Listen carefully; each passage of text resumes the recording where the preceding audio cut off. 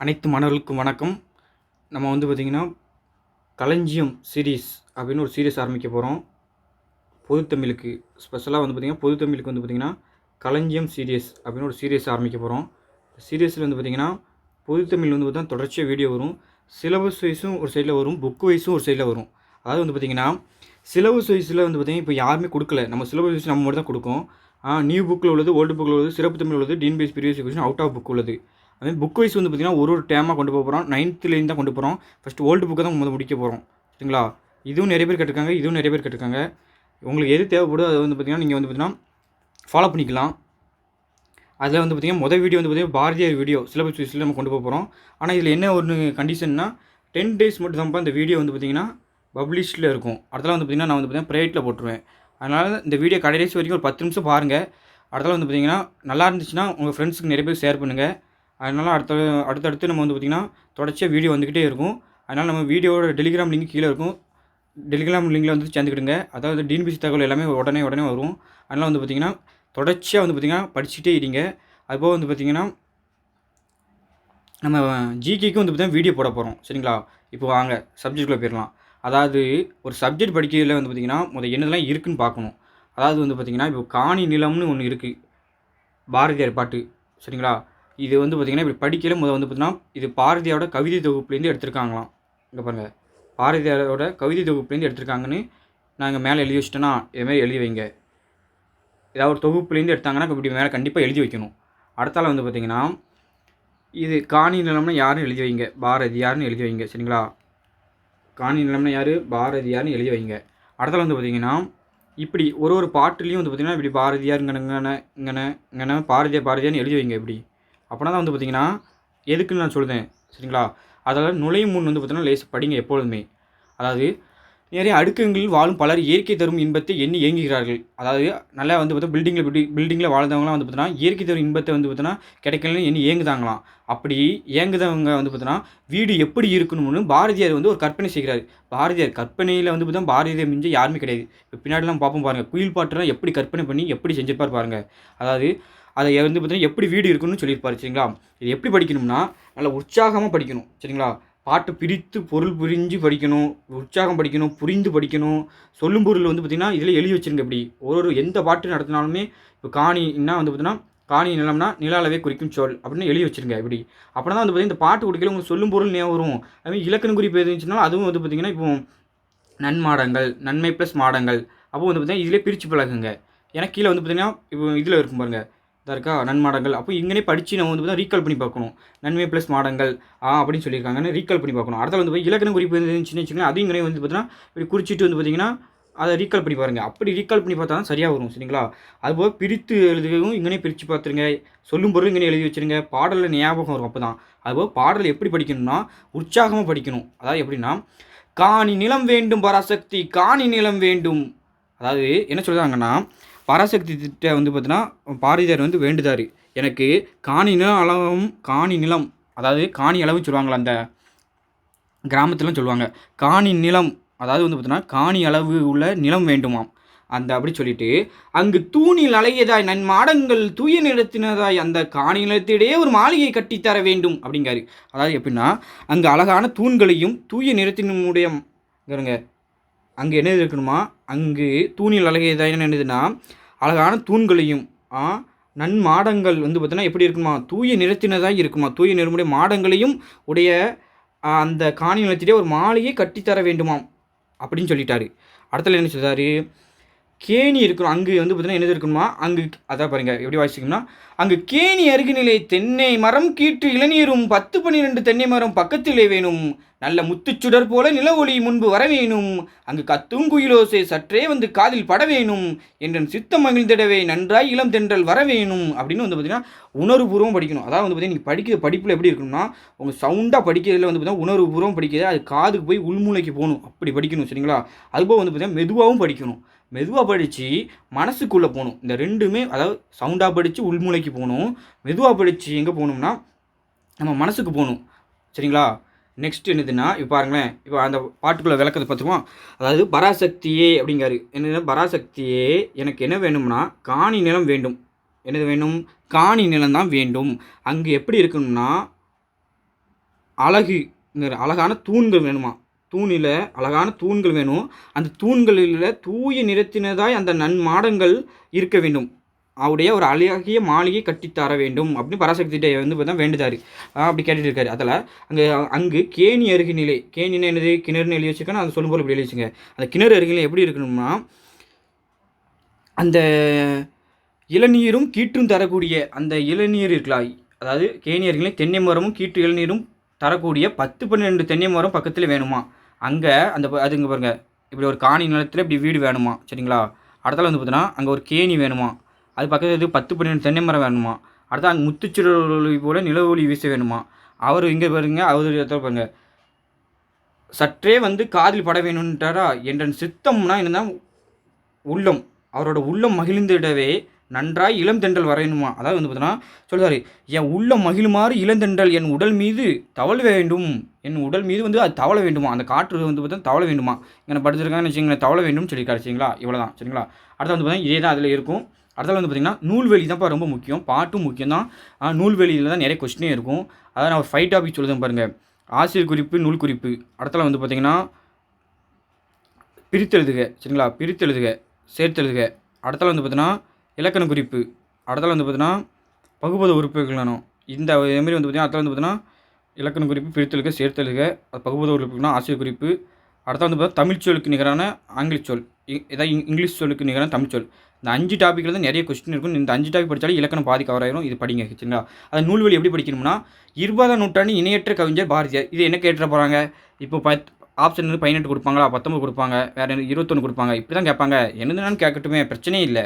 அடுத்த பாருங்கள், இளமையிலே சிறப்பாக கவிப்பாடும் திறன் பெற்றவர். இது தெரியும் எல்லாத்துக்கும். எட்டயபுரம் மன்னர் தான் பாரதி பட்டம் கொடுத்தாராம். இதில் என்ன கேள்வி சொல்லிடுறாங்க போகிறாங்க, எட்டயபுரத்துக்கு என்னது கொடுப்பாங்க, வேறு ஏதாவது 2 மன்னரை கொடுப்பாங்க. இந்த புறத்து மன்னர், அந்த புறத்து மன்னர் எதாவது கொடுப்பாங்க. அப்போ நீ இந்த ஆப்ஷன் நீ என்ன செட் பண்ண போகிற, இதெல்லாம் செட் பண்ண போகிற, நான் அதுக்கே படிக்கண்டா அப்படின்னு படிக்கணும், சரிங்களா. அதால் வந்து பார்த்திங்கன்னா நெக்ஸ்ட்டு, தம் கவிதையின் வழியாக விடுதலை உணர்வை ஊட்டியவர். ஆமாம், சரி. மண் உரிமைக்காகவும் பெண் உரிமைக்காகவும் பாடியவர். இப்போ இந்த கொஸ்டின் எப்படி கேட்பாங்க, மண் உரிமைக்காகவும் பெண் உரிமைக்கும் பாடியவர். ஆப்ஷன் யாரெல்லாம் இருக்கும், பாரதியார், பாரதிதாசன். அடுத்தால வேறு யார் இருக்கும், கவிமணி. அடுத்தால யார், நாமக்கல் கவிஞர். இந்த 4 பேர் தானே இருக்க போகுது. அதனால் வந்து பார்த்திங்கன்னா நீங்கள் அப்படியே ஆப்ஷன் நீங்களே வந்து பார்த்தீங்கன்னா ஜென்ரேட் பண்ணி படிக்கணும். நீங்களே டிஎன்பிசி ஆக்கிடணும். அதாவது மற்ற அகாடமி கொஸ்டின் கேட்காங்களா, அவங்களாம் எப்படி கேட்பாங்க அந்த ஐடியாவிலே நம்ம படிக்க ஆரம்பிச்சிடணும். அதுதான் ரொம்ப முக்கியம். அப்போ பாருங்கள், மண் உரிமைக்காகவும் பெண் உரிமைக்காகவும் பாடியவர் யாருன்னா நம்ம பாரதியார் தான். நாட்டுப்பற்றும் இருக்கும் அவர்கிட்ட. மெயினாக வந்து பார்த்தீங்கன்னா ரொம்ப நாட்டுப்பற்று இருக்கும். அதாவது விடுதலை பெறதுக்கு முன்னாடியே வந்து பார்த்தீங்கன்னா இந்தியா இப்படி தான் இருக்கணும், இப்படி தான் விடுதலை பெறும் அப்படின்னு எண்ணியவர் தான். அதுபோல் வந்து கற்பனை திறன் ரொம்ப இருக்கும், எல்லாமே இருக்கும். அதான் போக பார்க்கும். மொழிப்பற்றும் ரொம்ப இருக்கும். அடுத்தது வந்து பார்த்திங்கன்னா பாஞ்சாலி சபதம், கண்ணன் பாட்டு, குயில் பாட்டு, இதெல்லாம் வந்து பார்த்தா அவர் நூல் எழுதினது தான். இது எல்லாம் தெரியும். அது பாரதியார் கவிதைகள் இன்னும் தொகுப்பில் இப்பாடல் இடம்பெற்றுள்ளது. அது இந்த இப்படி எழுதிட்டோமா, பாரதியார் கவிதை தொகுப்பில் தான் இடம்பெற்றுள்ளது. இதுதான் காணி நிலம் அப்படின்னு எழுதிட்டோம். அடுத்தது வந்து பார்த்திங்கன்னா கிணறுனா கேணி பார்த்தோம். சித்தம்னா எந்த உள்ள மகிழ்ந்திடவே. மாடங்கள்னா என்பது பொருள் அடுக்குகளாக நல்ல எனக்கு கட்டி தரணும்னு சொல்லியிருப்பாங்களா. மாடங்கள்னா நன்மை ப்ளஸ் மாடங்கள். ஈர்போது விதிப்படி வந்து பார்த்தீங்கன்னா மை கெட்டதா. அடுத்தது வந்து பார்த்தீங்கன்னா நன் ப்ளஸ் மாடங்கள் ஆயிட்டு, சரிங்களா. அடுத்தது வந்து பார்த்திங்கன்னா நிலத்தின் இடையே எப்படி பிரித்தெழுதுக என்னதுன்னா நிலத்தின் ப்ளஸ் இடையே, சரிங்களா. அதாவது நிலத்தின் இடையே பிரிச்சுட்டு இன் ப்ளஸ் இ, அதாவது வந்து பார்த்தீங்கன்னா உடல் மேல் உயிர் ஒன்றுவதை இயல்பு என்னும் விதிப்படி இன் ப்ளஸ் இ வந்து என்ன ஆகிட்டுனா நீ ஆகிட்டு, சரிங்களா. அதாவது நிலைமொழியில் உள்ள இன்னும் வறுமொழியில் உள்ள ஈயும் வந்து பார்த்தீங்கன்னா நீ ஆயிரும், சரிங்களா. அடுத்த முத்துச்சுடர்னா என்னதுன்னா என்பதை சேர்த்தெழுத கிடைக்கும் சொல் கேட்டிருக்காங்க. முத்துச்சுடர்னா என்னதுன்னா முத்துச்சுடர், அதாவது இயல்பா நிக்கி, முத்து ப்ளஸ் சுடர் இப்படி இருக்கா முத்துச்சுடர். இதில் வந்து பார்த்தீங்கன்னா இயல்பா நிக்கி என்னதுன்னா முத்து அப்படின்னு வந்து பார்த்தீங்கன்னா எந்த விதியும் வராது. அதனால் இயல்பா நிக்கி. அந்த அதில் வந்து பார்த்திங்கன்னா இத்து ப்ளஸ் ஊ இப்படி இருக்கா. இந்த ஊ என்னது இருக்குன்னு நிலைமொழியில் இருக்க ஊவும். அடுத்தது வந்து பார்த்தீங்கன்னா அதாவது இயல்பு, இந்த இதில் எந்த விதி வரும்னா இயல்பினும் விதினும் நின்ற உயிர் முன் கசதப மிகும். அந்த விதிப்படி வந்து பார்த்தீங்கன்னா நிலைமொழியில் இருக்க ஊவும் அந்த வறுமொழியில் இருக்க கசதப இருக்கா, கசதப, அதாவது கசதபில் சா இருக்குது, அதுதான் சூவாக இருக்கா, இந்த சுடரும் இருக்குது. அப்போ அது முன்னாடி என்னன்னா அதே வல்லெழுத்து மிகும். அப்போ வந்து பார்த்தீங்கன்னா முத்து சுடருக்கு என்ன வரும், முத்து இயல்பானிக்கு. அடுத்தது வந்து பார்த்தீங்கன்னா சுடருக்கு வந்து பார்த்தீங்கன்னா கசதப இச்சு வரும். அப்போ முத்து சுடர் அப்படின்னு ஆகிட்டோம், சரிங்களா. முத்துச்சுடர்னு ஆயிரும். நிலா ஒளி, இதில் எந்த விதி வரும்னா இஇஐ வழி எவ்வும் ஏனைய உயிர் வழி வவ்வும் என்னும் விதிப்படி முன் இவ்விருமையும் வரும் அப்படின்னு ஒரு விதி உண்டு. அந்த விதிப்படி தான் வந்து பார்த்தீங்கன்னா இதில் நிலைமொழியில் என்னது இருக்குது, இருக்குது. அப்பவும் வந்து பார்த்திங்கன்னா இதெல்லாம் வந்து பார்த்திங்கன்னா ஒரு அதாவது இந்த 3 வந்தால் மட்டும் எவ்வும் வரும். அடுத்தால மீதி வந்துச்சுன்னா வவ்வும் வரும், வா வரும். மீதி வந்துச்சுன்னா ரெண்டுமே வரும். அப்போ வந்து பார்த்தீங்கன்னா இதில் என்ன இருக்குன்னா நிலா இருக்குது. அப்போ இவ்வு வரும். அப்போ என்ன எப்படி வரும்னா இங்கே பாருங்கள், நிலா ப்ளஸ் இவ்வு வருமா. அடுத்தால ஒளி இப்படி இருக்கும், ஒளி. அப்போ இவ் ப்ளஸ் ஓ உடல் மேல் உயிர் வந்து ஒன்றுவதை இயல்பு என்னும் விதிப்படி யூ ப்ளஸ் ஓ என்ன ஆயிடுச்சுன்னா ஓ ஆயிட்டு. சரிங்களா. அப்போ நில ஒளி அப்படின்னு வந்துடும். சரிங்களா. முத்துச்சுடர் ஏன்னா நில ஒளி. தூய நிறத்தில்னா என்னது இருக்குன்னா மாடங்கள் இருக்குன்னு சொல்லியிருப்பார். சித்த மகிழ்ந்தனா தென்றல் வரணும்னு சொல்லியிருப்பார். இப்போ மோனை, இதில் மோனை என்னதெல்லாம் இருக்குன்னு பார்க்குமா நம்ம. மோனை இதில் என்னென்ன மோனையெல்லாம் இருக்குன்னு பார்த்துருவோம். அதாவது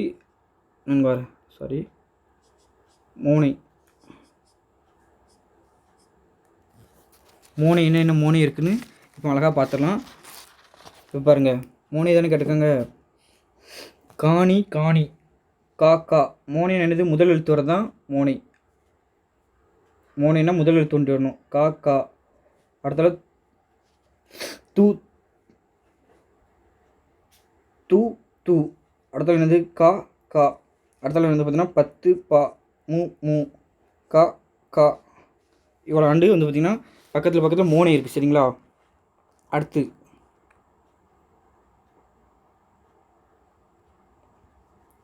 வந்து 8th வந்து பார்க்க போகிறோம்.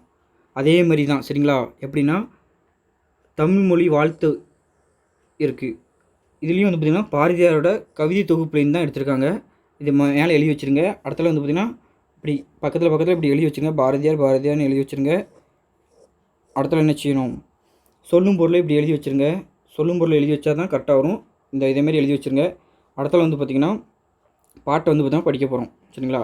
நுழையும் முன் லேசாக படிச்சுக்கணும்னு சொன்னேன். மொழி கருத்தை அறிவிக்கும் கருவி மட்டுமன்று, அது மக்களின் பண்பாட்டுடன் நெருங்கி தொடர்புடையதான். ஓகே, சரி. அதாவது இது கேட்டு இதில் மொழிக்கு கொடுத்துட்டு வேறு என்ன சொல்லுவாங்க, வேறு ஏதாவது ஆப்ஷன் வைப்பாங்க. அப்போ நம்ம வந்து பார்த்தீங்கன்னா அதுக்கு தக்கன வந்து படிச்சுக்கணும். சரிங்களா. மொழி தான் கருத்தை அறிவிக்கும் கருவி மட்டுமன்று, அது மக்களின் பண்பாட்டுடன் நெருங்கி தொடர்பும் உடையதான். இது ஆப்ஷன் ஏதாவது வச்சு மக்களின் பண்பாட்டுடன் நெருங்கி தொடர்புடையது எதுனா மொழி. அடுத்த வந்து பார்த்திங்கன்னா கல்வி, அதான் வந்து அறிவு, அன்பு, இப்படி பண்பு எதாவது வச்சாலும் நம்ம இந்த மொழி தான் போடணும். அது எது கொடுத்துருக்கோம் அதுதான் ஆன்சர். சரிங்களா. தாய்மொழியாக தமிழை உயிராக கருதி போட்டி வந்தன. ஆமாம், தமிழர்கள் வந்து தாய்மொழியை உயிராக கருதி போட்டிருப்பாங்க. அதில் முக்கியமான ஆள் யாருன்னா பாரதியார். எப்படின்னா தமிழை வந்து பார்த்தீங்கன்னா உயிராக போட்டி கருதினார் தான் இந்த வீடியோவில் பார்க்க போகிறோம். அடுத்த இதுன்னு எதுனா இந்த பாட்டில் பார்க்க போகிறோம். சரிங்களா. அதாவது என்ன சொல்கிறாருன்னா, வாழ்க நிரந்தரம் வாழ்க தமிழ்மொழி வாழியவே இப்படின்னு உள்ளார்ந்து படிக்கணும். சரிங்களா. லவ் பண்ணிக்கணும். வானம் மலர்ந்தது அனைத்தும் மலர்ந்திடு வான்மொழி வாழியவே, 7 கடல் வைப்பினும் தன்மனம் வீசி இசை கொண்டு வாழியவே, எங்கள் தமிழ்மொழி என்றென்றும் வாழியவே, சூழ்களி நீங்க தமிழ்மொழி ஓங்க துலங்குக வையகமே, தொல்லை வினைதரு தொல்லை அகன்ற சுடர்க தமிழ்நாடே, வாழ்க தமிழ்மொழி வாழ்க தமிழ்மொழியே, வானம் அறிந்தது அனைத்தும் அறிந்து வளர்மொழி வாழியவே அப்படின்னாரு. அடுத்தால வந்து பார்த்திங்கன்னா எப்படி படிக்கணும்னா அதுக்கப்புறம் பொருள் படிக்கணும். சரிங்களா. இப்படி உள்ளார்ந்து படிச்சுட்டு அதுக்கப்புறம் என்னதுன்னா வாழ்க நிரந்தரம் அப்படிங்காரு. வாழ்க நிரந்தரம்னா எப்படின்னா தமிழ்மொழி எப்படின்னா எக்காலத்தும் நிலை பெற்று வாழணுமா. அடுத்த சொல்லிட்டு வாழ்க தமிழ்மொழிங்காரு. வாழ்க தமிழ்மொழி வாழியவேங்காரு. அதாவது தமிழ்மொழி வாழ்க என்றென்றும் வாழ்கங்காரு. அடுத்தால வானம் மலர்ந்து அனைத்தும் அலைந்திடுங்காரு. ஆகாயத்தால் சூழப்பட்ட எல்லாவற்றையும் அளந்து அறிந்து உரைக்கும் வளமிக்க தமிழ்மொழி வாழ்கங்காரு. அதான் வன்மொழி அப்படிங்காரு, வளமிக்க மொழி அப்படிங்காரு. சரிங்களா. 7 கடல் வைப்பினும் தன்மனம் வீசி இசை கொண்டு வாழியவேங்காரு. அதாவது 7 கடலால் சூழப்பட்ட நிலப்பகுதி முழுவதும் தன் இலக்கிய மனத்தை பரவச் செய்து புகழ் கொண்டு தமிழ்மொழி வாழ்வதாக அப்படின்னு சொல்கிறாரு. புகழ் கொண்டு வாழ்வாயாக அப்படிங்காரு. சரிங்களா. அது எங்கள் தமிழ்மொழி என்றென்றும் வாழியவேங்காரு. அதாவது எங்கள் தாய்மொழிக தமிழ்மொழியானது என்றென்றும் வாழியவேன்னு தான் உலகம் உள்ளவரையிலும் வாழ்வாயாக அப்படிங்காரு. அதாவது சூழ்களி நீங்க தமிழ்மொழி ஓங்க துலங்குக வையகமேங்காரு. அதாவது என்னென்னா சூழ்களின்னா என்னென்னா எங்கும் சூழ்ந்துள்ள அறியாமை இருள் நீங்க, அதாவது எங்கும் சூழ்ந்துள்ள அறியாமை இருள் நீங்க தமிழ்மொழியானது எப்படி இருக்கும்னா மேன்மையுற்று உலகம் முழுவதும் சிறப்படைந்து வாழ வேண்டுமாம். அடுத்து சொல்கிறார் தொல்லை வினைதரு தொல்லை அகன்ற சுடர்க தமிழ்நாடுங்காரு. அதாவது பொருந்தாத பழைய கருத்துக்களால் உண்டாகும் துன்பங்கள் அகன்று தமிழ்நாடு என்றும் ஒளி வீசுவதாக. அதாவது இந்த பழமை துன்பங்கள் தரும் அந்த சொல்ல நீக்கிக்கிட்டு அப்படியே வந்து பார்த்தீங்கன்னா தமிழ்நாடு எப்படி இருக்கணுமா, சுடர்கள் மாதிரி வீச வேண்டுமாம். அதாவது துன்பங்கள் அகன்று தமிழ்நாடு எப்படி ஒளி வீச வேண்டுமாம் அப்படிங்காரு. அடுத்த சொல்கிறாரு, வாழ்க தமிழ் மொழி அப்படிங்காரு. இங்கே வாழ்க தமிழ் மொழி, வாழ்க தமிழ் மொழி, வாழ்க தமிழ் மொழியே அப்படிங்காரு. அதாவது தமிழ் மொழியானது வாழ்க, தமிழ் மொழியானது என்றும் வாழ்க, என்றென்றும் தமிழ் மொழி வாழ்வாயாக அப்படின்னு சொல்லிட்டு வானம் அறிந்தது அனைத்தும் அறிந்து வளர்மொழி வாழியவைங்காரு. அதாவது என்னதுன்னா, வானம் வரை உள்ளடக்கியுள்ள எல்லா பொருட்களையும் அறிந்து மேன்மேலும் வளரும் தமிழ்மொழி வளர வேண்டுமாம், வளர வேண்டும் என வாழ்த்துதாராம். அதாவது வானம் வரை உள்ளடக்கியுள்ள எல்லா பொருட்களையும் அறிந்து தமிழ்மொழி வளர வேண்டும், வாழ்க வேண்டும் அப்படின்னு சொல்லி முடிக்கிறார். சரிங்களா? அடுத்தது வந்து பார்த்திங்கன்னா, அடுத்த நெக்ஸ்ட்டு கவிஞர், எழுத்தாளர், இதழாளர், சமூக சீர்திருத்த சிந்தனையாளர், விடுதலை போராட்ட வீரர், பன்முக ஆற்றல் கொண்ட, இப்படி பல இது வந்து பார்த்திங்கன்னா அவர்கிட்ட இருக்குது. இதெல்லாம் வந்து பார்த்திங்கன்னா அவரோட வந்து ஆளுமை திறன்கள். சரிங்களா? இதில் கூட இப்படி கேட்கலாம். அதாவது இந்தியா விஜயா இது எக்ஸ்ட்ரா இருக்குது, இதழ்கள் நடத்தி வந்தார். அதில் கவிதைகள் மட்டுமின்றி சந்திரிகையின் கதை, தராசு உள்ளிட்ட உரைநடை நூல். அப்போ இது ரெண்டுன்னா உரைநடை நூல் தான். சரிங்களா? அதாவது சந்திரிகையின் கதையும் தராசு வந்து உரைநடை நூல் தான். இதில் வந்து பார்த்திங்கன்னா இது கவிதை நூல் கொடுத்தா என்னது தப்பு. இது வந்து பாரதியாருக்கு வந்து என்னது கொடுத்துட்டாங்க, அப்புறம் பாரதிதாஸ் கொடுப்பாங்க, இல்லை நாமக்கல் கொஞ்சம் இதேமாதிரி ஆப்ஷன் இதாக தான் வைப்பாங்க. நீங்களும் ஆப்ஷன் கேட்டு படிங்க. இது உரைநடை நூலுக்கு பேர் கவிதை நூல் கொடுத்தா தப்பு, சிறுகதை நூல் கொடுத்தா தப்பு தான். இது உரைநடை நூல்னா உரைநடை நூல் தான். அதனால் இது ரெண்டு உரைநடை நூல்னா உரைநடை நூல் தான் படித்து வச்சுக்கணும். சரிங்களா? அடுத்து வந்து பார்த்திங்கன்னா உரைநடை நூல்களையும், அதாவது வசன கவிதை நிறைய எழுதிப்பார். பின்னாடியே இருக்கும் பாருங்கள், நம்ம நடத்துவோம் வசன கவிதை. அது சிட்டுக்கவிகளையும் எழுதிப்பார். அதனால் சிட்டுக்கவிதை, சிட்டுக்கு தந்தை அப்படின்லாம் சொல்லுவோம். சிட்டுக்கவிகளையும் நிறைய எழுதிப்பார். சிந்துக்கு தந்தை, அதாவது செந்தமிழ் தேனிய புதிய அறம்பாட வந்த அறிஞன், மரம்பாட வந்த மறவன் என்றெல்லாம் பாரதிதாசன் வந்து பார்த்தீங்கன்னா பாரதியார் வந்து பார்த்தீங்கன்னா புகழ்ந்து இருப்பார். அது ஒரு பாட்டே ஒன்று உண்டு, அது நம்ம இப்போ பின்னாடி பார்க்கலாம்.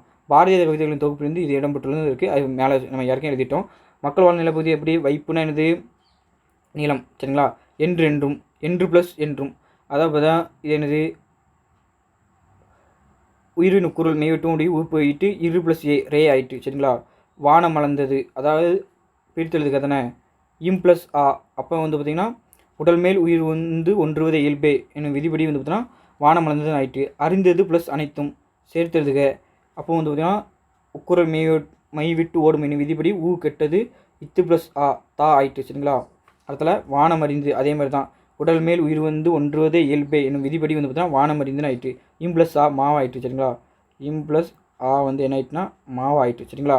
அடுத்தால வந்து அதே மாதிரி தான் இடம்பெற்றுள்ள மோனை நம்ம அப்போ சொல்லி கொடுத்தவங்க மோனை எழுத்த பார்த்துக்கோங்க, ஈஸியாக இருக்கும்.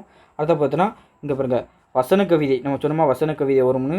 வசன கவிதையை வந்து பார்த்தோன்னா இங்கே பாருங்க காற்று என்னும் தலைப்பிலான வசன கவிதை ஒரு பகுதியாக பாடம் பகுதியாக இடம்பெற்றுதுன்னு சொல்லியிருக்காங்க. இப்போது வசன கவிதையில் காற்றே வா பார்க்க போகிறோம். சரிங்களா? பாரதியார் பற்றி, அதாவது நீரின்றி அமையாத உலகு என்ற போல காற்றின்றி அமையாத உலகு, உயிர் இயக்கம், உயிரின் இயக்கமே அந்த காற்றுனால தான் உயிரோட இயக்கமே நடைபெறுது. அதாவது வெவ்வேறு கோணங்களில் காலந்தோறும் கவிஞர்கள் பலரும் பாடி வருகிறாங்க. எது காற்றோட பெருமையை பற்றி பேசுகிறாரு. இப்போ பாரதியார் வந்து பார்த்தீங்கன்னா இந்த இருக்கார், இதில் எப்படி பேசுவார்னு அழகாக இருக்கும் பாட்டு, அழகாக சூப்பராக இருக்கும் பாருங்கண்ணே. அதாவது காற்றே வா மகரந்த தூளை சுமந்து கொண்டு மனத்தை மயிலுறுத்துகின்ற இனிய வாசனையுடன் வா அப்படிங்காரு. சரிங்களா? அப்படி இது அத்தெல்லாம் வந்து பார்த்திங்கன்னா இங்கே வந்து பாரதியார்னு எழுதணும். சரிங்களா? இப்படி பாரதியார் அப்படின்னு எழுதுங்க, அப்படின்னா தான் கரெக்டாக வரும். சரிங்களா? இங்கே ஒரு பாரதியார் எழுதுங்க, இப்படி எழுதுங்க. இங்கே ஒன்று எழுதுங்க, இங்கே ஒன்று எழுதுங்க, இங்கே கூட ஒன்று எழுதிங்க. அடுத்தல வந்து பார்த்திங்கன்னா சொல்லும் பொருள் மயிலுறுத்துனா மயங்க செய்யணும் எழுதுங்க. சொல்லும் பொருள் மயிலுறுத்துனா மயங்க செய்யணும் எழுதுங்க. பிராணரசம்னா உயிர் வழின்னு எழுதுங்க. லயத்துடனா சீராகன்னு இப்படி எழுதி வச்சுட்டேன்னா அதுக்கப்புறம் என்ன செய்ய போகிறோம்னா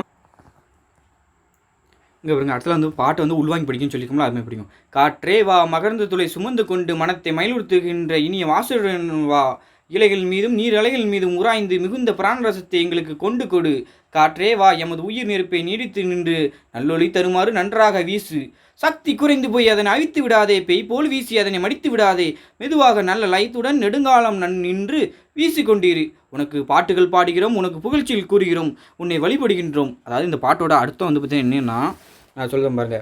காற்றே வா அப்படின்னா என்ன, காற்றே வருவாயாகங்காரு. அதாவது காற்றே நீ வருவாயாக, மகரந்த தூளை சுமந்து கொண்டு அப்படின்னா என்னதுன்னா மனம் தரும் அந்த மகரந்த தூள் இருக்கலாம், அந்த தூளை வந்து தாங்கி கொண்டு அதாவது சுமந்து அப்படியே கொண்டு வந்து மயிலுறுத்துனா என்னதுன்னா எனது மனதினை மயங்க செய்கின்ற, அதாவது என்னதுன்னா அதுதான் வந்து பார்த்தீங்கன்னா மனதினை மயிலுறுத்துகின்றன எதுனா மனதை மயங்க செய்யும் எது அந்த மனம் தரும் அந்த மகரந்தூளை வந்து அப்படியே வந்து பார்த்தீங்கன்னா கொண்டு வந்து என் மனசை வந்து மயங்க செய்கின்ற இனிமையான நறுமணத்துடன் வருவாயாக. அதாவது இனிய வாசனையுடன் வாசனையுடன் வான என்னன்னா இனிமையான நறுமணத்துடன் வருவாயாக அப்படிங்காரு.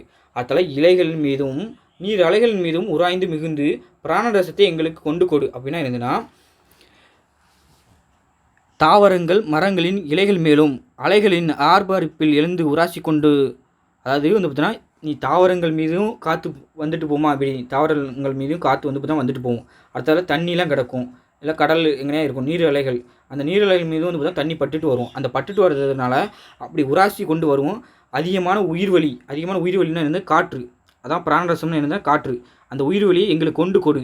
இப்போ எப்படிலாம் கொண்டு வந்து கொடுக்கணும்னா மகரந்த தூள்லேருந்து காற்றை கொண்டு வரணுமா, நீர் இலைகள் மீது காற்றை கொண்டு வரணுமா, நீர் அலைகள் மீதும் கொண்டு வரணுமா, இப்படி கொண்டு வான்னு சொல்லித்தாரு. அதெல்லாம் வந்து பார்த்தீங்கன்னா காற்றே வா எமது உயிர் நெருப்பை நீடித்து நின்று நல்லொளி தருமாறு நன்றாக வீசினானுதுன்னா காற்றே வருவாயாகன்னு ரெண்டாவது சொல்லிட்டு என்ன சொல்லிட்டாருன்னா எமது உயிர் நெருப்பைனா அதாவது நம்ம உயிரை என்ன சொல்லிட்டாரு நெருப்பு மாதிரி சொல்லிட்டாரு. என்னோட உயிர் வந்து நெருப்பாகிய நெருப்பினை நீ என்ன செஞ்சிடாத, எமது உயிர் நெருப்பை நீ என்ன செஞ்சிடாத நீடித்து நின்று நல்லொளி தருமாறு நன்றாக வீசு. அதாவது நீண்ட காலம் நிலைத்து நின்று நன்மை தரும் ஒளியை வீசுமாறு நன்றாக வீசு. அதாவது எனக்கு எப்பொழுதும் வந்து பார்த்தா காற்று தந்துகிட்டே இரு அப்படிங்காரு. ஏன்னா என்ன செஞ்சிடும்னா சக்தி குறைந்துன்னா காற்று சக்தி குறைஞ்சிட்டுன்னு என்ன ஆயிரும், அதனை அவித்து விடாதே அப்படின்னா எதுனா அந்த உயிர் நெருப்பாகிய அதை வந்து அணைச்சி விடாத, என்னோட உயிர் நெருப்புன்னு சொல்லிட்டாரு. இந்த உயிர் நெருப்பை நீ சக்தி குறைஞ்சிட்டுனா என்ன ஆகும், நான் வந்து பார்த்தீங்கன்னா அவித்து விடாதேன்னா என்னதுன்னா அதை அணைச்சிடாத, அதான் அணைத்து விடாத என் உயிர் நெருப்பை நீ காற்று இல்லாமல் நீ தரலன்னா நான் வந்து என்ன ஆயிடுவேன் செத்து போயிடுவேன் அப்படிங்காரு. அடுத்த மாரி வந்து பெய் போல் வீசி அதனை மடித்து விடாதே. காற்று என்ன செய்யும், ஒன்று காற்றே கிடைக்கலன்னா அதை அவித்து விடும், விட என்ன அணைச்சிடும் நம்ம உயிரை, இல்லைன்னா ரொம்ப அடித்து என்ன ஆயிரும்னா அதை மடித்து விடும். அதுதான் வந்து பார்த்திங்கன்னா பெய் போல் வீசி அதனை மடித்து விடாதே அப்படிங்காரு. அதாவது பெய் போல் வந்து நீ என்ன அகோரமாக வீசி என்னை வந்து என் உயிர் நெருப்பை வந்து பார்த்தீங்கன்னா இன்னும் மடியை செஞ்சிடாத. அதாவது வந்து பார்த்தீங்கன்னா நம்ம திருக்குறளை பார்த்துருப்போம் வான்சிறப்பதி காற்றுல என்னது இது மழை என்ன செய்யும், கொடுக்கவும் செய்யும் கெடுக்கவும் செய்யும்னு பார்த்துருப்போம். அது மாதிரி தான் சரிங்களா. அடுத்தலாம் வந்து பார்த்தீங்கன்னா மெதுவாக நல்ல லயத்துடன் நெடுங்காலம் நின்று வீசி கொண்டிரு. அதாவது எப்படி அதை நீ எப்படி அடிக்கணுமா, என்னோடய உயிர் நெருப்பாகிய நீ என்ன செஞ்சிடும்னா இது ஒன்றுமே கொடுக்காமையும் காற்று கொடுக்காமையும் இருந்து நீ கொன்றாத, அதிகமாக கொடுத்து கொன்றாத, நீ என்ன செய்யணும்னா மெதுவாக நல்ல லயத்துடன் நெடுங்காலம் நின்று வீசி கொண்டு இருங்காரு. அதாவது வந்து பார்த்தீங்கன்னா நீண்ட காலம் வீசி கொண்டு இரு, அதாவது மெல்ல மெல்ல ஒரே சீராக மெதுவாக நல்ல இளந்தண்டல் மாதிரி மெதுவாக வந்து பார்த்தீங்கன்னா மெல்ல மெல்ல ஒரே சீராக அப்படி நீண்ட காலம் என்னை வீசிக்கொண்டு என் உயிரை வந்து பார்த்தீங்கன்னா பிடிச்சிரி, எனக்கு வந்து பார்த்தீங்கன்னா உயிர் கொடு காற்று கொடு அப்படின்னு சொல்லிட்டு, அப்படி நீ எனக்கு காற்று கொடுக்கறனால நான் என்ன செய்தேன், உனக்கு பாட்டுகள் பாடுகிறோம். அதாவது வந்து பார்த்தீங்கன்னா காற்றே உனக்கு பாட்டுகள் பாடுகிறோம், உனக்கு புகழ் மாலைகள் சூட்டுகிறோம், உன்னை வணங்கி வழிபடுகின்றோம். அதான் உன்னை வழிபடுகின்றோம், உனக்கு புகழ்ச்சிகள் கூறுகின்றோம்னு என்னது, உனக்கு புகழ் மாலைகள் சூட்டுகின்றோம், உனக்கு பாட்டுகள் பாடுகிறோம் அப்படின்னு சொல்லியிருப்பாரு சரிங்களா. அடுத்து இங்கே வரேன், கொஞ்சம் க்ளியர் பண்ணிக்கிறேன். எல்லாமே ஒரே வீடியோவில் தான் வரும், கொஞ்சம் வீடியோ பெருசாக தான் இருக்கும், நல்லா பாருங்கள், உங்களுக்கு கண்டிப்பாக புரியும். மகாகவி சரிங்களா, மகாகவி சுப்பிரமணிய பாரதியார் நீடுதுயில் நீக்க பாடி வந்த நிலா சிந்துக்கு தந்தை என்றெல்லாம் பாராட்டப்பட்டவர். நம்ம அறியப்படும் எட்டியாபுரம் ஏந்தல் பார்த்துட்டோம். கவிஞர் கட்டுரையாளர் கேலி சித்திரம் கருத்துப்படும், இது எக்ஸ்ட்ரா இருக்குது சரிங்களா. சிறுகதை ஆசிரியர் அம்மா இதழாளர் பற்றி நம்ம ஏற்கனவே 2 பாடமே பெருசாக இருக்கும், அதை பார்த்துக்கலாம். சமுதாய ஏற்றத்தாழ்வுகளை பெண்ணடிமைத்தனத்தையும் தனது பாடல்கள் எதிர்த்து எழுதியவர். அப்போது சமுதாய ஏற்றத்தாழ்வுகளையும் பெண்ணடிமைத்தனத்தையும் தன் பாடல்கள் எதிர்த்து எழுதியவர் யாருனாலும் பாரதியார் தான். மேலே என்ன பண்ணணும், மண்ணுரிமைக்காகவும் பெண்ணுரிமைக்காகவும் பாடுபட்டவர். அப்படி மேலே ரீகால் பண்ணிகிட்டே வாங்க சரிங்களா, அப்போ தான் சரியாக வரும். இங்கே பாருங்கள், எங்கே பார்த்தோம், சிஸ்தில் பார்த்தோமா, மண்ணுரிமைக்காகவும் பெண்ணுரிமைக்காகவும் பாடியவர் அப்படின்னு பார்த்தோம். அப்போது இப்படி ரீகால் பண்ணிகிட்டே வாங்க. நம்ம வந்து பார்த்தா அடிஷ்னல்லாம் வச்சுருப்போம், நல்லா வந்து பார்த்திங்கன்னா தெளிவாக இருக்கும் சரிங்களா. அதை பாருங்கள். அதே மாதிரி குயில் பாட்டு பாஞ்சாலி சபதம் இதெல்லாம் காவியங்கள் சரிங்களா, காப்பியங்கள் சொல்லுவாங்களா, இதெல்லாம் குயில் பாட்டு பாஞ்சாலி சபதம் காப்பியங்கள். ஆனால் கண்ணன் பாட்டு பாப்பா பாட்டு புதிய ஆத்திச்சுடி, அதாவது கண்ணன் பாட்டு பாப்பா பாட்டு புதிய ஆத்திச்சுடி இதெல்லாம் என்ன நீதி நூல்கள் என்னென்னா அறம் சார்ந்த நூல்கள் சரிங்களா, இந்த 3. அதனால் இந்த 3 நீதி நூல்கள் தான். அது வந்து பார்த்திங்கன்னா காப்பியங்கள் தான். அதனால் அது தனியாக இது தனியாக நீங்கள் மாற்றக்கூடாது, அதுதான் படிக்கணும்.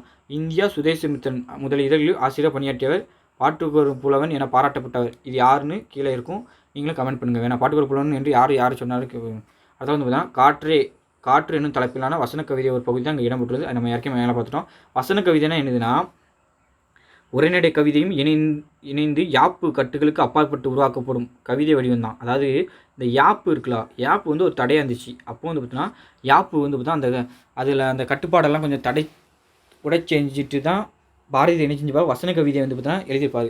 அதான் ஆங்கிலத்தில் என்னன்னா ப்ரோஸ் போயிட்ரி, அதாவது ஃப்ரீவர்சி அப்படிங்கிறாங்க.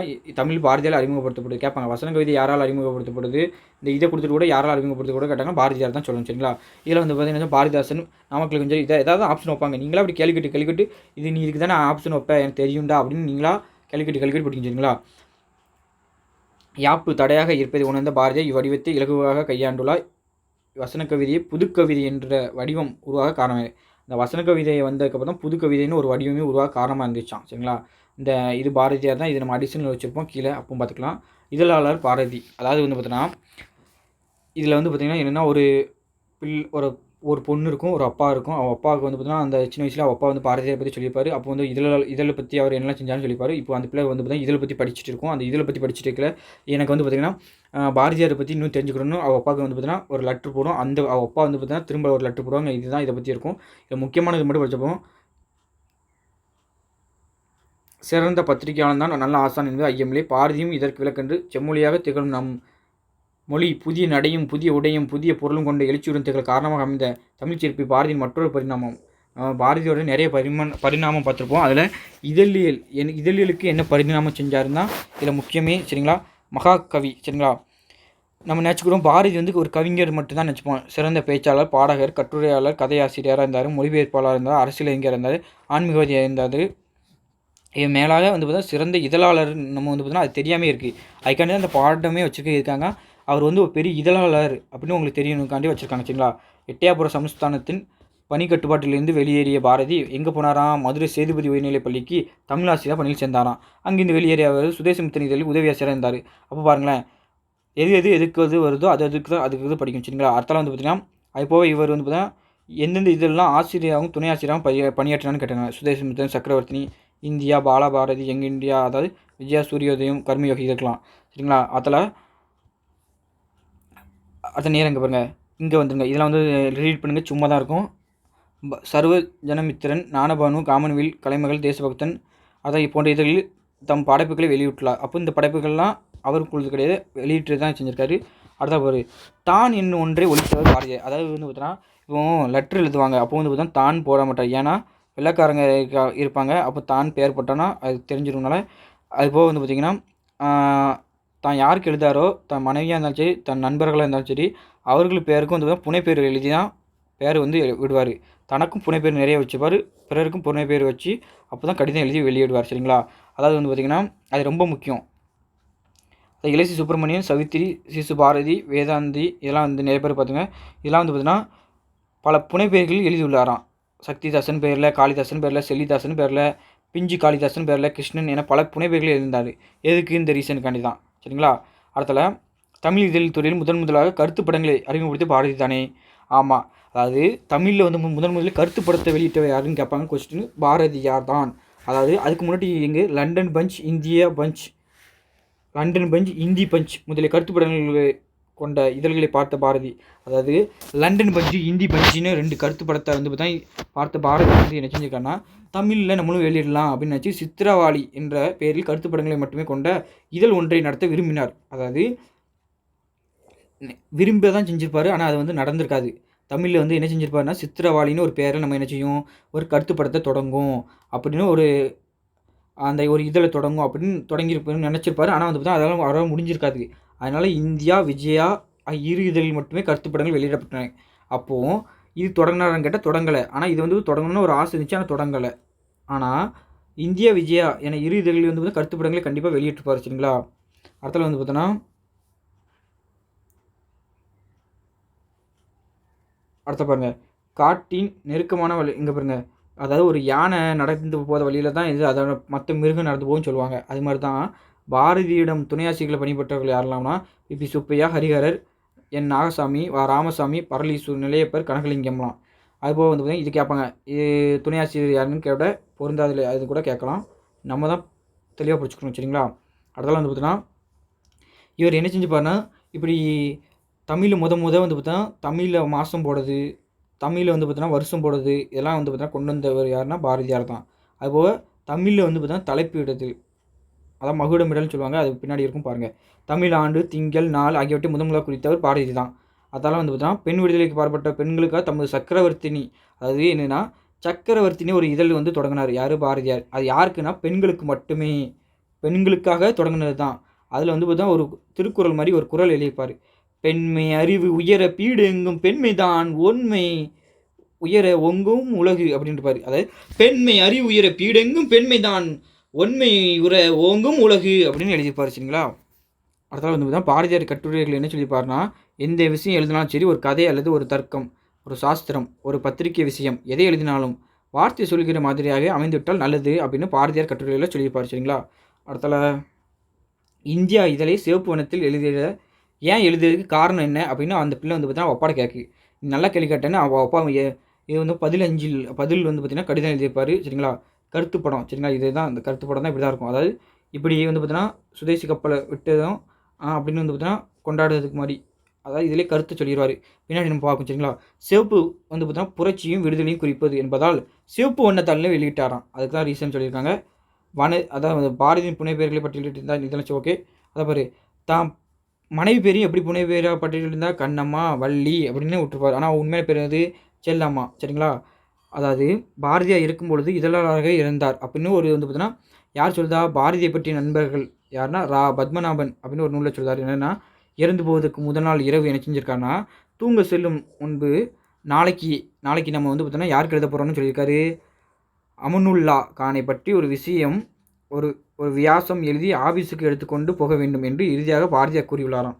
அதாவது அந்த இறந்து போத முந்தின நாள் என்ன சொல்லியிருக்காரு? அமனுல்லா கானை பற்றி ஒரு வியாசம் எழுதி ஆபீஸ்க்கு எடுத்துக்கொண்டு போக வேண்டும் என்று இறுதியாக பாரதியார் கூறியிருந்தாருன்னு அது சொல்லியிருக்காங்க. சரிங்களா? அடுத்தது இதழ்களில் தமிழை தலைப்பிடுவதற்கு பாரதிய முன்னோடி. இந்த பார்த்தோமா? அதுதான் தலைப்பிடலை என்ன சொன்ன மகுடமிடல் அப்படின்னு சொல்லியிருப்பார்.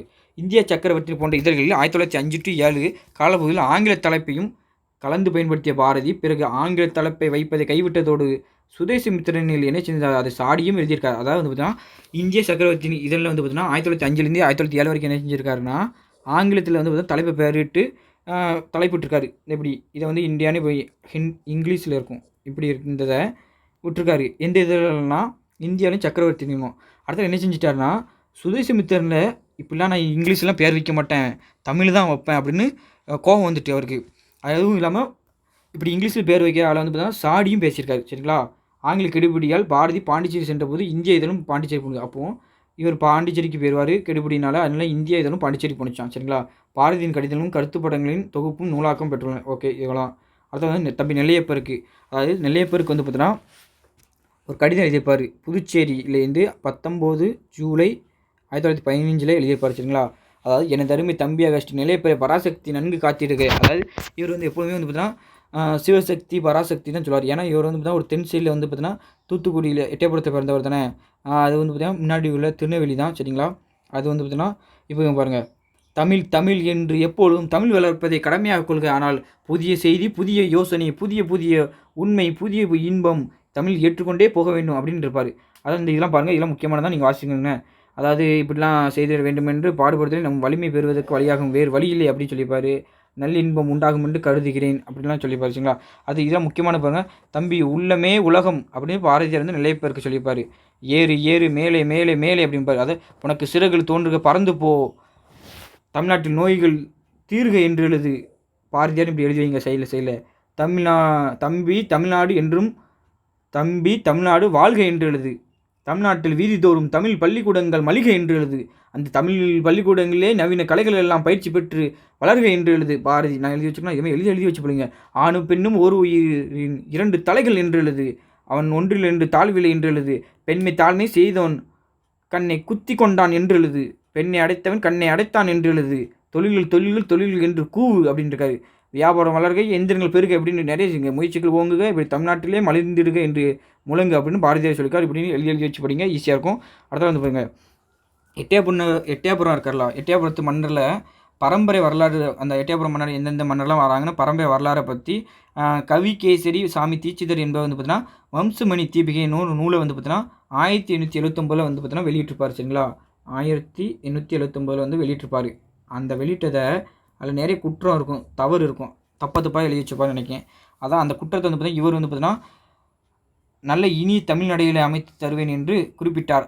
யார்? பாரதியார் அப்படி குறிப்பிட்டார். ஆனால் வந்து அந்த ஆசை நிறைவேறலாமல் போயிட்டு அடுத்த லாஸ்ட் என்ன ஆகிட்டு அந்த ஆசை யார் நிறைவேற்றினார்னா இப்படி நான் எழுதி மாற்றி தரேன் அப்படின்னு 1919 கடிதம் எழுதியிருப்பார். ஆனால் அதை வந்து பார்த்தீங்கன்னா அந்த ஆசை வந்து நிறைவேறாமல் போயிட்டு அடுத்த லாஸ்ட்டு 2008 என்ன செஞ்சுருப்பாங்கன்னா யார் எழுதி மாற்றி வந்து பார்த்தீங்கன்னா அதை மறுபதிப்பு செஞ்சுருப்பாங்கன்னா இலசை மணி அப்படின்னு ஒரு ஆள் வந்து பார்த்தீங்கன்னா அப்படியே வெளியிட்டிருப்பார். அதை வந்து திருச்சிலாம் வெளியிட்டிருக்க முடியாது, அப்படி வெளியிட்டிருப்பார். சரிங்களா, அடுத்தால எட்டயபுரம் ஜாமீனுக்கு பாரதி எழுதிய கவிதை கடிதம். அதாவது இது எதுக்கு எழுதியிருப்பாருன்னா எட்டயபுரம் மன்னர் யாருன்னா சிற்றப்பன் ஒரு ஆள் உண்டு. ஜமீன் சிற்றப்பன், எட்டயபுரம் மன்னர் சிற்றப்பன். சரிங்களா, இந்த சிற்றப்பன் வந்து பார்த்தோன்னா பாரதி அப்பா வந்து பஞ்சாலை வச்சுருப்பார். அந்த பஞ்சாலையில் வந்து நஷ்டம் வந்துடும்.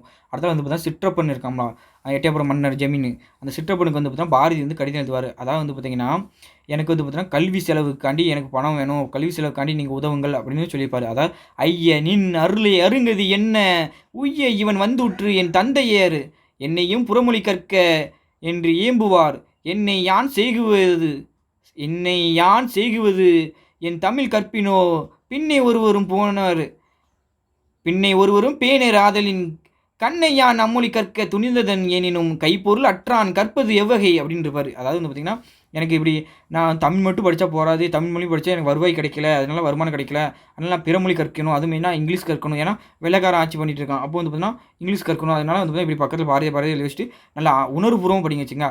ஐயே நின் அருளை அருங்கது என்ன உய்ய இவன் வந்துற்று என் தந்தையர் என்னையும் புறமொழி கற்க என்று ஏம்புவார் என்னை யான் செய்குவது என் தமிழ் கற்பினோ பின்னை ஒருவரும் பேணர் ஆதலின் கண்ணையான் அம்மொழி கற்க துணிந்ததன் எனினும் கைப்பொருள் அற்றான் கற்பது எவ்வகை அப்படின்னு பாடுறீங்க வச்சுங்களா. அதை பரளிசூர் நிலைப்பார். ஒரு விடுதலை போராட்ட வீரர், கவிஞர், இவரும் எழுத்தாளரும் சரி, இவரும் மொழிபெயர்ப்பாளர், இதழாளரும் இருந்திருக்காரு, பதிப்பாளரும் இருந்திருக்காங்க. யார்? பரளிசூர் நிலைப்பார். பாரதியோட கண்ணன் பாட்டும் சரி, நாட்டுப்பாட்டு, பாப்பா பாட்டு, முரசு பாட்டு இதெல்லாம் பதிப்பித்தார். இதில் குயில் பாட்டு வரல. சரிங்களா, நீங்கள் குயில் பாட்டையும் ஆப்ஷனில் வச்சாங்கன்னா பதிப்பித்தாருன்னு இல்லை ஸ்டேட்மெண்ட் வச்சா நீங்கள் கொடுத்தீங்கன்னா தப்பு. அதனால் எந்தெந்த இது வருதோ அது தான் கண்ணன் பாட்டு, நாட்டுப்பாட்டு, பாப்பா பாட்டு, முரசு பாட்டு இதை தான் பதிப்பித்தார். இது பதிப்பித்தது பரளிசூர் நிலைப்பேருக்கு பற்றி யாரெல்லாம் கொடுக்கலாம்? இப்போ வந்து பார்த்தீங்கன்னா வா ராமசாமி இப்படி யாருனாலும் கொடுக்கலாம். அதனால் வந்து யாருனாலும் கொடுப்பாங்க. நீங்கள் வந்து அதுக்கு தான் படிக்கணும். பாரதியார் நடத்திய சூரியோதயம், கர்மயோகி இதழில் துணையாசிரியாக பணியாற்றிய யார்? பரளிசூர் நிலையப்பர். அதில் லோகபகாரி, தேசபக்தன் ஆகிய இதழில் துணையாசிரியாக பணியாற்றிய யாருன்னா பரளிசூர் நிலையப்பர். அதெல்லாம் வந்து பார்த்தா ஆசிரியாகவும் பணியாற்றிருக்காரு. இவர் என்ன செஞ்சிருக்காருன்னா எந்த நூலில் எழுதியிருக்காருன்னா நெல்லை தென்றல், வ.உ. சிதம்பரனாரின் வாழ்க்கை வரலாற்று நூல்கள், பாரதி வாழ்த்தும், உய்யும் மொழி இப்படி நூல்கள்லாம் எழுதியிருக்காரு. அதாவது நெல்லை தென்றல்னு ஒன்று, பாரதி வாழ்த்துன்னு ஒன்று, உய்யும் மொழின்னு ஒன்று, வ.உ. சிதம்பரனோட வாழ்க்கை வரலாற்றையும் எழுதியிருக்காரு. யார்? பரளிசூர் நிலையப்பர். அதாவது மகாகவி பாரதியார். மகாகவியின் பட்டம் கொடுத்த யாருன்னு கமெண்ட் பண்ணுங்கள். இக்கடிதம் ரா. பத்மநாபன் பதிப்பித்த பாரதி கடிதங்கள் என்னும் நூலிலிருந்து இடம்பெற்றிருக்குது. அதாவது இது ஏற்கனவே கேட்ட கொஸ்டின் தான், குரூப் 4 கொஸ்டின், குரூப் 2 கொஸ்டின் தெரியல. ரா. பத்மநாபன் பதிப்பித்த இது என்னதுன்னா பாரதி கடிதங்கள் என்னும் நூலில் இடம்பெற்றிருக்கிறது. பாரதி என்னதுன்னா 15 வயசுலேயே என்னதுன்னா கல்வி கற்க உதவி வேண்டி எட்டயபுராசருக்கு எழுதிய கடிதம் முதல் அவர் மறைவிற்கு முன்னர் குத்திகேசவருக்கு, அதாவது ஃபஸ்ட்டு எட்டயபுரம் மன்னருக்காண்டி கடிதம் எழுதிப்பார் 15 வயசில் கல்வி கற்கிறதுக்காண்டி. அதான் அந்த பாட்டை கொடுத்துருக்காங்க. சரிங்களா, யார்? சிற்றப்பன், எட்டயபுரம் மன்னன் ஜமீன் சிற்றப்பனுக்கு தான் கொடுத்தது கடிதம் எழுதிப்பார். அந்த கடிதத்திலேருந்து அவர் இறக்கு முன்னே வந்து பார்த்தா குத்திகேசவருக்கு எழுதிய கடிதம் வரை வந்து பார்த்தா நம்மிடமே பேசுவது போல் வந்து பார்த்தோன்னா இப்படி தான் இவரோட பாரதி கடிதங்களின் நூலில் வந்து பார்த்தீங்கன்னா அதோட சிறப்பே அதுதான். பாரதி தன்னுடைய அருமை தம்பியாக கருதி அன்பு காட்டி வந்தவர் யாருன்னா பரளிசூர் நிலையப்பர் தான். தன் அருமை தம்பியாக வந்து பார்த்தீங்கன்னா அன்பு காட்டி நடத்திய வந்தார். அவர் வந்து பார்த்தீங்கன்னா பரளிசூர் நிலையப்பர் வந்து பாரதியாரோட 7 வயசு கம்மி. சரிங்களா, 7 ஆண்டுகள் இளையவர். சரிங்களா, அடுத்தது வந்து பார்த்தீங்கன்னா ஊடகவியல் தமிழ் ஆளுமைகள். பாரதியாரோட ஊடகவியல் தமிழ் ஆளுமைன்னா அவர் 1887 பிறந்தா தெரியும், 1921 பிறந்தா தெரியும் எல்லாத்துக்கும். இதழில் என்ன செஞ்சார் பார்க்க போகிறோம். அதாவது கருத்து படம்னா என்னென்னா அன்றாட நடைபெறும் அரசியல் சமூக நிகழ்வுகள் மீதான எல்லாம் திட்டது நகைச்சுவையும் நிறைந்த திறனாய்வு கருத்தின் வரைகோட்டு ஓவியமே கருத்து படம். சரிங்களா,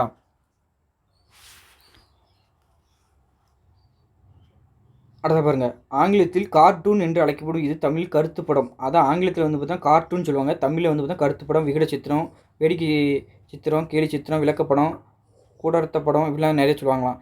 பாரதி என்ன சொன்னார்னா விகட சித்திரம் தான் கொடுத்தாரு. எதை கருத்துப்படத்தை என்ன சொல்கிறாருன்னா விகட சித்திரம் தான் சொல்கிறாரு.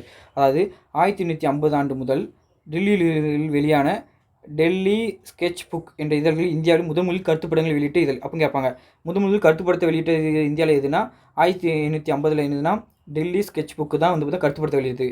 அதுபோல் வங்காளத்தில் வெளியான அமிர்த பாஜர் பத்திரிகா, அதாவது டெல்லியில் வெளியான இந்தியன் பஞ்ச், அவத் பஞ்ச் இதழ்களும் தொடக்க கால கருத்துப்படங்கள் வெளியிட்டது. அப்போது இதுவும் வந்து கருத்துப்படத்தை வெளியிட்டிருக்குது. வங்காளத்தில் இது வெளியிட்டிருக்கு, டெல்லியில் இது வெளியிட்டிருக்கு. சரிங்களா? அதில் தமிழ் முதல் கருத்துப்படத்தை வெளியிட்டது யாருன்னா பாரதி நடத்தி இந்தியா இதழே தான். இந்தியா இதழ் தான் என்னது முதலில் கருத்துப்படத்தை வெளியிட்டது. இப்போ கேட்பாங்க, பாரதி புதி அபிவிருந்தி என்னும் கட்டுரையில் தமிழ்நாட்டு வர்த்தமான பத்திரிகைகளில் நமது பத்திரிகை என்று தான் விகிட சித்திரங்கள் பதிப்பித்து வருவது என்று விஷயம் நேயர்களுக்கு தெரிந்திருக்கும் என்று குறிப்பிடுகின்றார். மேலும் அவர் அடுத்த வாரம் முதல் தலைப்பக்கத்தில் உள்ள ஒரு சித்திரம் மட்டுமன்றி பக்கத்துக்கு பக்கம் உள்ள முக்கியமான வர்த்தமானங்களை விளக்குவதும் பொருட்டு அங்கங்கே சிறு குறிப்பிடுகிறார். இதெல்லாம் குறிப்பிட செஞ்சு பார்த்துங்களா?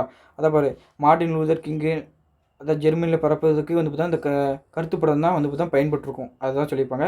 இந்திய இதழுக்கு ஆங்கில அரசு தடை விதித்திருந்து அவர் மக்களிடையே அரசு விழிப்புணர்வு நம்மால் புரிந்து கொள்ள முடியுது.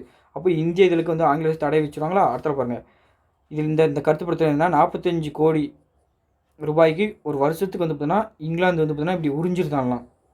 எது நம்மகிட்ட இருக்க தொழில் வளர்த்தலாம் உறிஞ்சிருந்தாங்க. அதான் சொல்லாப்பாங்க என்பதை குறிக்கும் வகையில் சித்திரம் ஒன்றை இந்திய இதழில் வந்து பார்த்தீங்கன்னா 1906 8/9/1906 இதை வரைஞ்சிருக்காரு. அதாவது இந்தியர்கள் எலும்பும் தோலுமாக வெள்ளையர்களை செல்வ செழிப்புடன் அமைத்து இந்தியாவின் நிலையை விளக்கி இருந்தார் இப்படி. சரிங்களா?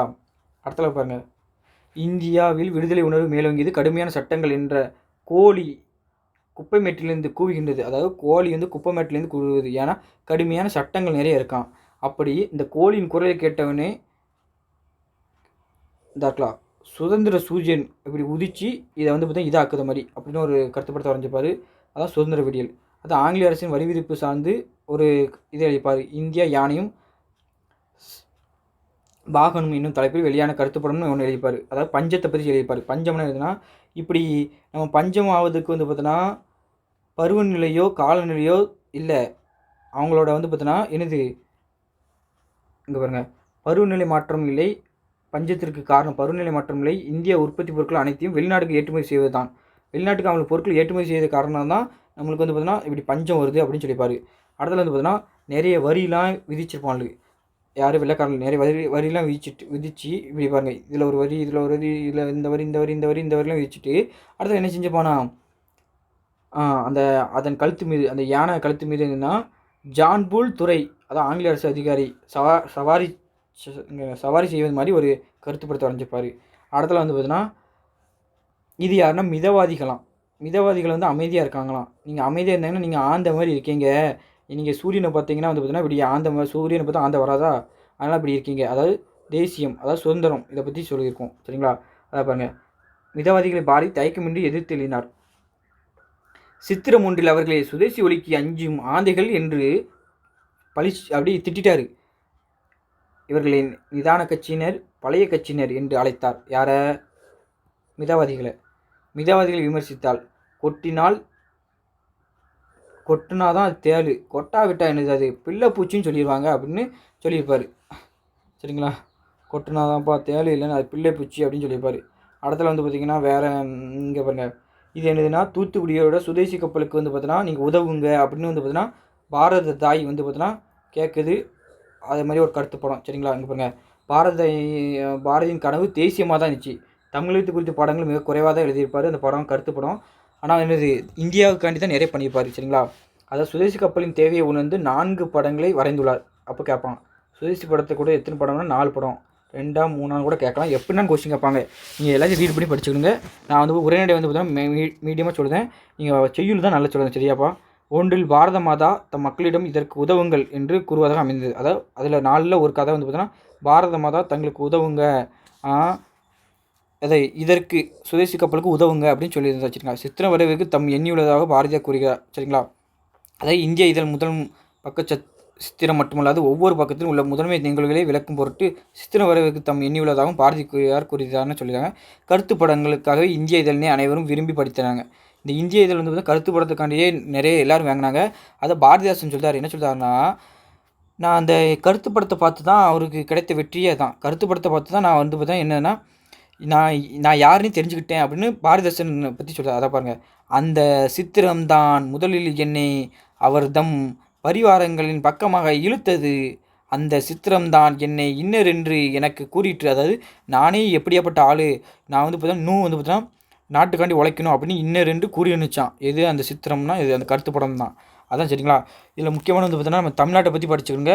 இதழ் படிப்பு எங்கெல்லாம் நடக்குன்னு மனோன்மணியம் சுந்தரனார் பல்கலைக்கழகத்தில் வந்து பார்த்தோன்னா இதழ் படிப்பு நடக்குது. இது வந்து திருநெல்வேலியில் இருக்குது, சென்னையில் ஒன்று இருக்குது, இங்கே ஒன்று இருக்குது. இப்படி வந்து பார்த்தோன்னா தமிழ்நாட்டை பற்றி நீ மெயினாக படிச்சுக்கிடுங்க என்ன, ஏன்னா அது ரொம்ப கேட்பாங்க அதெல்லாம் சரிங்களாப்பா. இப்போ வந்து பார்த்தா ஓல்டு புக்கில் உள்ள மெயின் லெசன் பார்க்க போகிறோம். அதுக்கப்புறம் வந்து பார்த்தா அடிஷ்னலு, அதுக்கப்புறம் என்னென்னா அடிஷ்னல் பார்க்க போகிறோம். இதர பகுதி 12th வரைக்கும். அதுக்கப்புறம் வந்து பார்த்தோன்னா அவுட் ஆஃப் கொஸ்டின், அதான் அவுட் ஆஃப் சோர்ஸு, இது எல்லாத்தையும் ஒரே வீடியோ பார்க்கணும். குயில் பாட்டும் பார்க்க போகிறோம் சரிங்களா. பாஞ்சாலி சபதமும் பார்க்க போகிறோம். குயில் பாட்டும் பாஞ்சாலி சபதமும் பார்க்க போகிறோம். வீடியோ கொஞ்சம் லென்த்தாக தான் இருக்கும், ஆனால் வந்து பார்த்திங்கன்னா நீங்கள் நிறைய படிச்சுக்கிடுங்க சரிங்களா. இப்போ வந்து பார்த்தோன்னா பாரத தேசம் என்னது, பாரத தேசம் அப்படிங்காரு. அதாவது எப்படி படிக்கணும்னா, பாரத தேசத்தில் வந்து பார்த்தீங்கன்னா 6th ஓல்டு புக்கு சரிங்களா. எனக்கு 1 மினிட்.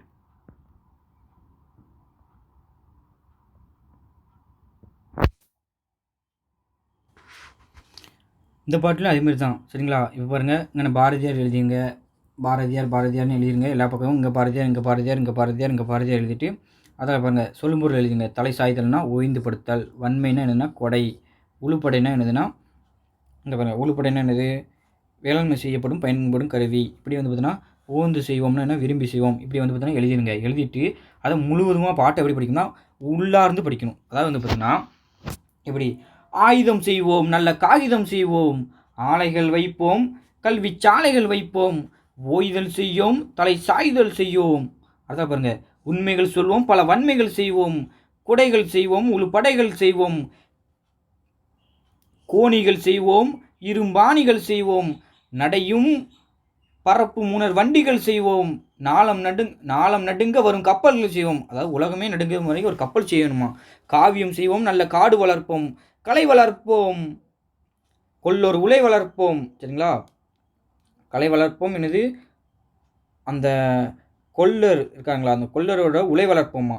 ஓவியம் செய்வோம், நல்ல ஊசிகள் செய்வோம், உலக தொழில் அனைத்தும் உவந்து செய்வோம், ஜாதி 2 ஒழிய வேறு இல்லை என்றே தமிழ் மகள் சொல்லிய சொல் அமிழ்தம் என்போம், நீதி நெறியினே பிறருக்கு உதவும், நேர்மையர் மேலவர் கீழவர் மற்றோர் அப்படின்னு சொல்லியிருப்பார் சரிங்களா. இப்போ பாருங்கள், பாட்டோட விளக்கம் மாற்றி பார்க்க போகிறோம் சரிங்களா. பாட்டோட விளக்கம் என்னதுன்னா,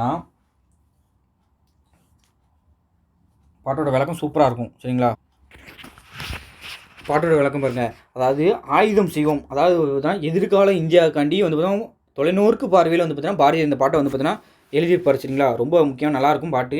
அதாவது என்ன சொல்லியிருப்பான்னா, எதிர்கால இந்தியா எப்படி இருக்கணும்னா வலிமையும் வளமையும் பெறுவதற்கு ஏற்ற பேர ஆயுதங்கள் செய்யணுமா. அதாவது எதிர்காலத்தில் இந்தியா வலிமையும் நல்ல வளமையும் பெறுவதற்கு என்ன செய்யணும்னா அப்போவுமே வந்து பார்த்தீங்கன்னா என்ன ஆயுதம் செய்யணுமா, நல்ல என்னது பேர ஆயுதத்தை செய்யணுமா. அதுபோக வந்து பார்த்தீங்கன்னா நல்ல காகிதம் செய்யணுமானா என்னதுன்னா தொழிற்சாலைக்கு வேண்டிய ஆயுதங்களை தயாரிப்போம்னு சொல்லிட்டு கல்வி பயிலுவதற்கு, அதாவது அடிப்படையான காகிதங்களை உற்பத்தி செய்வோம். ஏன்னா படிக்கிறதுக்கு வந்து பார்த்தா கண்டிப்பாக காகிதம் தேவை. அப்போ முதலே நிறைய காகிதத்தை தயாரித்து வச்சுக்கோப்பா. ஏன்னா நமக்கு வர பிள்ளைகள்லாம் நிறைய படிக்கணும், நிறைய புத்தகம் எழுதணும், அதுக்காண்டி வந்து பார்த்தா நல்ல காகிதம் செய்வோம் அப்படின்னாரு. ஆலைகள் வைப்போம், கல்வி சாலைகள் வைப்போம்னு என்னதுன்னா பொருளாதாரத்திற்கு உயர்வதற்கு ஏற்ற பல வகையான ஆலைகள் இருக்கலாம். பொருளாதாரத்தில் நிறைய நம்ம வந்து பார்த்தீங்கன்னா இப்போ சொல்லுவோம்ல, பொருளாதாரத்தில் இப்படி ஆகணும், நம்ம பொருளாதாரத்தில் நம்ம நாடு இப்படி இருக்குது, நம்ம பொருளாதாரத்தில் இப்படி உயர்ச்சி அடையணும், முதல்ல வரணும், 2வது வரணும் நம்ம சொல்லிட்டு இருக்கோம். அதை தான் அவர் அப்பமே சொல்லியிருக்காரு. அதாவது அதுக்காண்டி அதுக்கு என்ன இதுனா மெயினாக வந்து பார்த்தீங்கன்னா ஃபேக்ட்ரி தேவை. தொழில் தொடங்கினா தான் பொருளாதாரத்தில் முன்னேற முடியும். அதனால் வந்து பார்த்தீங்கன்னா ஆலைகள் நிறைய வைக்கணும் அப்படின்னு இருப்பார் சரிங்களா. அடுத்தது வந்து பார்த்தீங்கன்னா மக்கள் அறிவியல் தலை சிறந்து விளங்குவதற்கு பலவித கல்வி நிலையங்களை வைப்பதற்கு தான் வந்து கல்வி சாலைகள் வைப்போம்னு சொல்லியிருப்பார். அதாவது நிறைய எல்லா துறைகளிலும் வந்து பார்த்தீங்கன்னா கல்வி நிறுவனங்கள் வைக்கணும். அதுக்கு தான் வந்து பார்த்தீங்கன்னா கல்வி சாலைகள் வைப்போம். நம்ம ஸ்டூடெண்ட் வந்து பார்த்தீங்கன்னா நம்ம ஸ்டூடெண்ட்ல நம்ம எதிர்கால சன்னதியர்கள் எப்படி வரணும்னா, நிறைய கல்வி சாலைகள வச்சு நல்லா வந்து பார்த்தீங்கன்னா டெவலப்மெண்ட் ஆவணும் அப்படின்னு அப்பமே சொல்லியிருப்பாரு. அடுத்தது வந்து என்ன சொல்லியிருப்பாருன்னா, இங்க பாருங்க. ஓய்தல் செய்யோம், தலை சாய்தல் செய்யோம் அப்படின்பாரு. அதாவது ஓய்தல் செய்யும், தலை சாய்தல் செய்யோம்னு என்னன்னா, நாங்க என்ன செய்வோம், இனி தளர்ந்து அதாவது வந்து பார்த்தீங்கன்னா, தளர்ந்து செயலற்று இருக்க மாட்டோம். அதான் ஓய்தல் செய்யும்னா என்னன்னா, தளர்ந்து செயலற்று இருக்க மாட்டோம். அதுமாரி வந்து தலை சாய்தல் செய்யும்னா என்னதுன்னா, சோம்பேறித்தனமா அதாவது சோம்பேறினா என்னதுன்னா, ஓய்ந்து படுத்தல். இல்லன்னா வந்து பார்த்தீங்கன்னா, எந்நிலையிலும் அதாவது வந்து பார்த்தீங்கன்னா, சோம்பேறித்தனமா படுத்து தூங்க மாட்டோம். அதுபோக வந்து பார்த்தீங்கன்னா, எந்நிலையிலும் உண்மையே கூறுவோம் அப்படின்னு சொல்லிட்டாரு. அதாவது வந்து பார்த்தீங்கன்னா, உண்மைகள் சொல்வோம், பல வன்மைகள் செய்வோம்னு என்னதுன்னா, எந்த நிலையிலும் நான் வந்து பார்த்தா என்ன சொல்வோம்னா, உண்மைய மட்டுமே பேசுவோம். கலைஞர்களுக்கும், அறிஞர்களுக்கும் பொருள் வழங்கி கலைகளை கற்போம். அதாவது வந்து பார்த்தீங்கன்னா, வன்மைகள் செய்வோம்னா யாருன்னா, பல வன்மைகள் செய்வோம்னா, இங்க பல என்பது இங்க யார் எதெல்லாம் இருக்குன்னா, நம்ம அறிஞர்கள், கலைஞர்கள்லாம் நெறைய பேர் இருப்பாங்க. அவங்கலாம் பொருள் வழங்கி, அவங்களோட கலைகள அதாவது நம்ம வந்து பார்த்தீங்கன்னா, பாரம்பரியத்தையும் நம்ம வந்து பார்த்தீங்கன்னா காப்போம் அப்படின்னு இருப்பாரு சரிங்களா? அத குடைகள் செய்வோம், படைகள் செய்வோம்னு இருப்பாரு. அதாவது மக்களை வெயில், மழை ஆகியவற்றில் காக்குது எது? அந்த கொடை தான். அந்த கொடைய தயாரிப்போம். மக்களின் உயிரை காக்கும் உணவுப் பொருட்களை விளைவிக்க பயன்படும் அந்த உழவு கருவியும் செய்வோம். அதான் கொடைகளை செய்வோம். இது எப்படி கொடை வந்து பார்த்தா மழை வெயிலேருந்து பாதுகாக்கோ, அது மாரி உழுப்படைகள் செய்வோம்னா என்னதுன்னா, இதுதான் நம்மளுக்கு உணவு தருது. ஏன்னா உழுப்படைகள் இருந்தா தான் வந்து பார்த்தா அது மூலம் தான் உணவு கிடைக்கி. அதனால உழவு கருவிகளே வந்து செய்யணும் அப்படின்னு இருப்பாரு. பலவித பொருட்களை சேமித்து வைக்க பயன்படும் கோணி பைகளை தயார் செய்வோம். ஏன்னா கோணி பை என்ன செய்யும்னா, கோணிகள் செய்வோம்னா என்ன, கோணி பை பல விதமான பொருட்களை வந்து பார்த்தா தயாரித்து சேமிச்சு வைக்க கோணிகள் தேவைப்படும். இரும்பாணிகள் செய்வோம்னா என்னதுன்னா, இங்க பாருங்க. இரும்பால் ஆணிகளை உருவாக்கும். அதாவது வந்து பார்த்தீங்கன்னா, பலவிதமான பொருட்களை இணைப்பதற்கு பயன்படும் இரும்பால் ஆணிகளை உருவாக்கும்னு சொல்லியிருக்காரு. தரையில் ஓடும் வாகனங்களையும், வானில் பறந்து செல்லும் வாகனங்களையும் தயாரிப்போம். அதான் வந்து பார்த்தீங்கன்னா, நடையும் பரப்பு முனர் வண்டிகள் செய்வோம்னா, நீ அப்பவே சொல்லியிருக்காரு.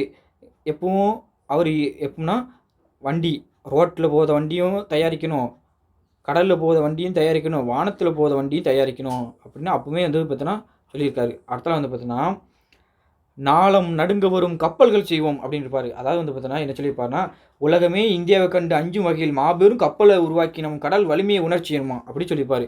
அதான் என்னதுன்னா, கப்பல் எப்படி செய்யணும்னா, எல்லா நாடும் நம்மள பார்த்து வந்து பார்த்தீங்கன்னா வியந்து போணும். எப்படி அப்பா கப்பல் வந்து இந்தியாவில என்ன மாரி செஞ்சுட்டாங்க அப்படின்னு வந்து பார்த்தீங்கன்னா, நம்ம வலிமையை உணரச் செய்ய வைக்கணுமா. அடுத்தது வந்து பார்த்தீங்கன்னா, காவியம் செய்வோம், நல்ல காடு வளர்ப்போம். அதாவது வந்து பார்த்தீங்கன்னா, பல வகையான நயங்களை கொண்ட காவியங்களை படைப்போம்.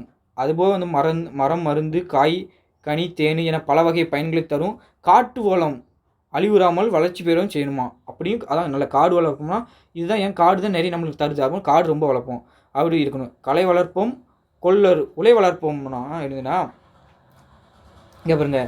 கலைன்னா என்னது? இயல், இசை, நாடகம் ஆகிய முக்கலைகளையும் நம்ம வளர்க்க வேண்டும். இயந்திரங்களை உருவாக்குவதற்கு அடிப்படையான அந்த இரும்பை காய்ச்சி அடித்து விரும்பும் வண்ணம் வார்ப்பதற்கான உலை தொழிலை வளர்ப்போம். அப்படியும் செய்யணும். ஓவியம் செய்வோம்னா நல்ல ஓவியத்தை செய்யணுமா. அதாவது எப்படின்னா, நல்ல ஓவியம், சிற்பம் எல்லாம் செய்யணும். அதுபோக வந்து பார்த்தீங்கன்னா, இயந்திரத்தில் எல்லாத்தையும் செய்யணும். ஊசிகள் செய்வோம்னு இருக்கும். உலக தொழில் அனைத்தும் உவந்து செய்வோம்னு என்னதுன்னா, எல்லா தொழிலையும் அதாவது வந்து பார்த்தீங்கன்னா, இந்த உலகத்தில் உள்ள எத்தனை விதமான தொழில்கள் உள்ளனவோ, அத்தனை விதமான தொழில்களையும் நம்ம விரும்பி கற்று தேர்ச்சி பெறணுமா. அப்பயும் சொல்லியிருக்காரு. எல்லா தொழிலும் படிப்பா நீ அப்படின்னு சொல்லியிருக்காரு. அதான் சாதி இரண்டொழிய வேறு இல்லை என்றே தமிழ் மகள் யார் சொல்லியிருக்காங்கன்னா, இது சொன்னது யாருன்னா ஔவையார் தான் சொல்லினது இதுவரைக்கும் சரிங்களா.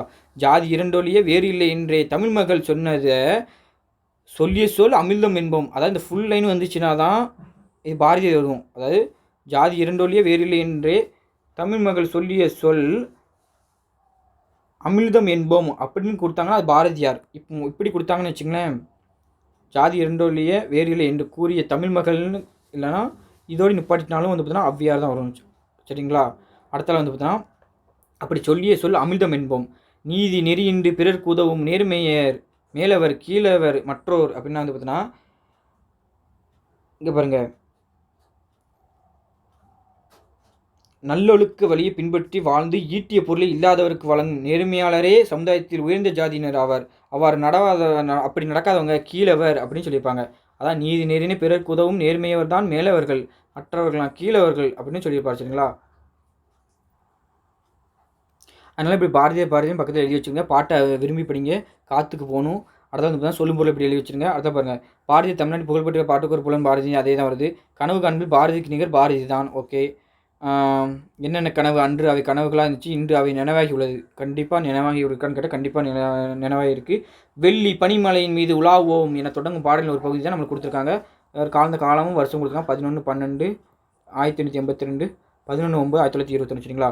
வன்மைனா கொடை, நாளம்னா உலகம், உளுப்படைனா வெள்ளம் செய்யப்படும் பயன்படு கருவி, உண்மைனா வன்மை, எதிர்ச்சொல். சரிங்களா? எதிர்ச்சொல்ல வந்து பார்த்தா படிக்கணும், நம்ம படிக்கலை. நல்லனா கெட்டது, மேலவர்னா கீழவர் எப்படின்னு வச்சுக்கோங்க.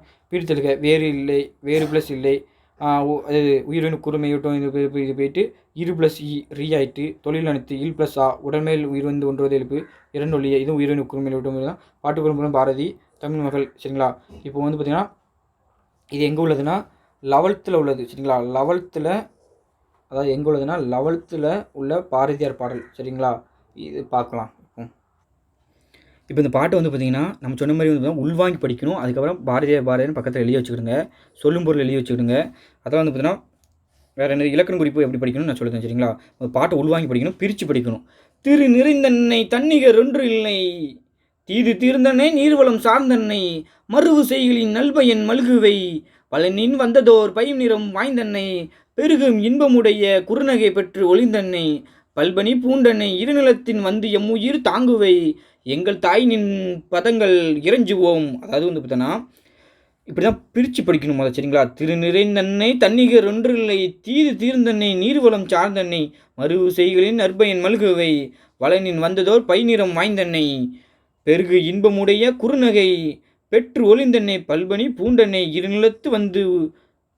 இருநிலத்தின் வந்து எம் உயிர் தாங்குவை, எங்கள் தாய் நின் பதங்கள்னா என்னென்னா பாதங்கள் இறைஞ்சுவோம். சரிங்களா? இப்போ இதோட பொருள் பார்க்க போகிறோம். சரிங்களா? டீட்டெயிலாக ஃபுல் பொருள் பார்க்க போகிறோம். அதாவது என்ன சொல்கிறாருன்னா, எங்கள் திரு நிறைந்தன்னா என்னதுன்னா ஸ்டார்டிங்கில் சொல்லுதான், எங்களுக்கெல்லாம் தாயாய் விளங்குபவளே அப்படின்னு நாட்டை தான் சொல்கிறாரு. அதாவது நாட்டு வாழ்த்துனா என்னதுன்னா நாட்டை வந்து பார்த்தா என் தாய் மாதிரி சொல்கிறார். சரிங்களா? அதாவது எப்படி எங்களுக்கெல்லாம் தாயாய் விளங்குவோம் அந்த நாட்டை சொல்கிறார். என்னதுன்னா திரு நிறைந்தன்னா என்னதுன்னா எல்லா வகை செல்வங்களும் நிறைந்து விளங்குகிறாய். அதாவது திரு நிறைந்தன்னா என்னதுன்னா உன்ட்ட எல்லா செல்வமும் இருக்குது. இந்தியாட்ட என்னது இருக்கான், இந்தியாட்ட வந்து பார்த்தா தாயாக நினச்சிக்கிட்டு. சரிங்களா? அப்படி தாயை நினச்சிக்கிட்டு எப்படி உன்ட்ட என்னது இருக்குன்னா எல்லா வகை செல்வங்களும் நிறைந்து விளங்குதா, அதான் திரு நிறைந்தன்னை. தன்னிகர் ஒன்றில் என்ன என்னதுன்னா உனக்கு தன் நிகர் ஒன்று இல்லை, உனக்கு ஈடாக எந்த நாடுமே கிடையாது. இங்கிலாந்தாக இருந்தாலும் சரி, அமெரிக்கா இருந்தாலும் சரி, எந்த நாடுமே உனக்கு நிகராக கிடையாது. ஏன்னா உன்ட்ட செல்வம் எல்லாமே இருக்குது. அதான் உனக்கு ஒப்பான நாடு உலகில் வேறு ஒன்றுமே இல்லை. அதான் தன்னிகர் ஒன்று இல்லை, அதான் ஒப்பிட்டு கூற முடியாத உயர்வுடைய இது நீ எப்படி சொல்லிக்க. தீர்ந்தன்னை நீர்வளம் சார்ந்தன்னை அப்படின்னா என்னதுன்னா நீ எத்தகைய தீங்கு மாற்று விளங்குகிறாய்னா நீ ஒட்ட எத்தனை வகை தீங்கும் கிடையாது. அதுபோக வந்து நீ நிறைய இது இருக்குது, நீர்வளம் சார்ந்தனையாக இருக்குது. அதான் நீர்வளம் நிரம்பு பெற்றுள்ளாய், அதான் நீர்வளம் நிரம்ப பெற்றுள்ளாயின்னு சொல்லிட்டு மறுவு செய்களின் நற்பயன் மல்குவைனா என்னதுன்னா மறுவு செய்களின் நற்பயன் மல்குவைனா என்னதுன்னா உன்னிடம் பொருந்திய வயல்கள் இருக்குது. அதான் மறுவு செய்கள்னா என்னன்னா பொருந்திய வயல்கள். இதுதான் வந்து பார்த்தீங்கன்னா மறுவு செய் அப்படின்னு இருக்கும். என்னதான் வினைத்தொகைன்னு இருக்கும். நம்ம பின்னாடி இப்படி படிச்சுக்கணும். சரிங்களா? பாருங்களேன், என்ன மறுவு செய்ன்னு இருக்குது வினைத்தொகை. அதாவது பொருந்திய வயல், பொருந்துகின்ற வயல், பொருந்தும் வயல். பெருகும் இன்பம்னா என்னதுன்னா செய்யும் என்னும் வாய்ப்பாடு வச்சோம் நற்பயன் பயிர் வருது, நிறைந்த ஒன்று தீர்ந்து சார்ந்து வாய்ந்தனே பூண்டனே வருது. இது இப்படி ஞாபகம் வச்சுட்டு நீங்கள் மேலே வரையில இப்போ படிச்சிடணும். அப்படின்னா பொருளோடு படிக்கல நல்லா வரும். சரிங்களா? இப்போ நற்பயன் என்னது நன்மை ப்ளஸ் பையன், அதாவது இது பண்பு தொகை.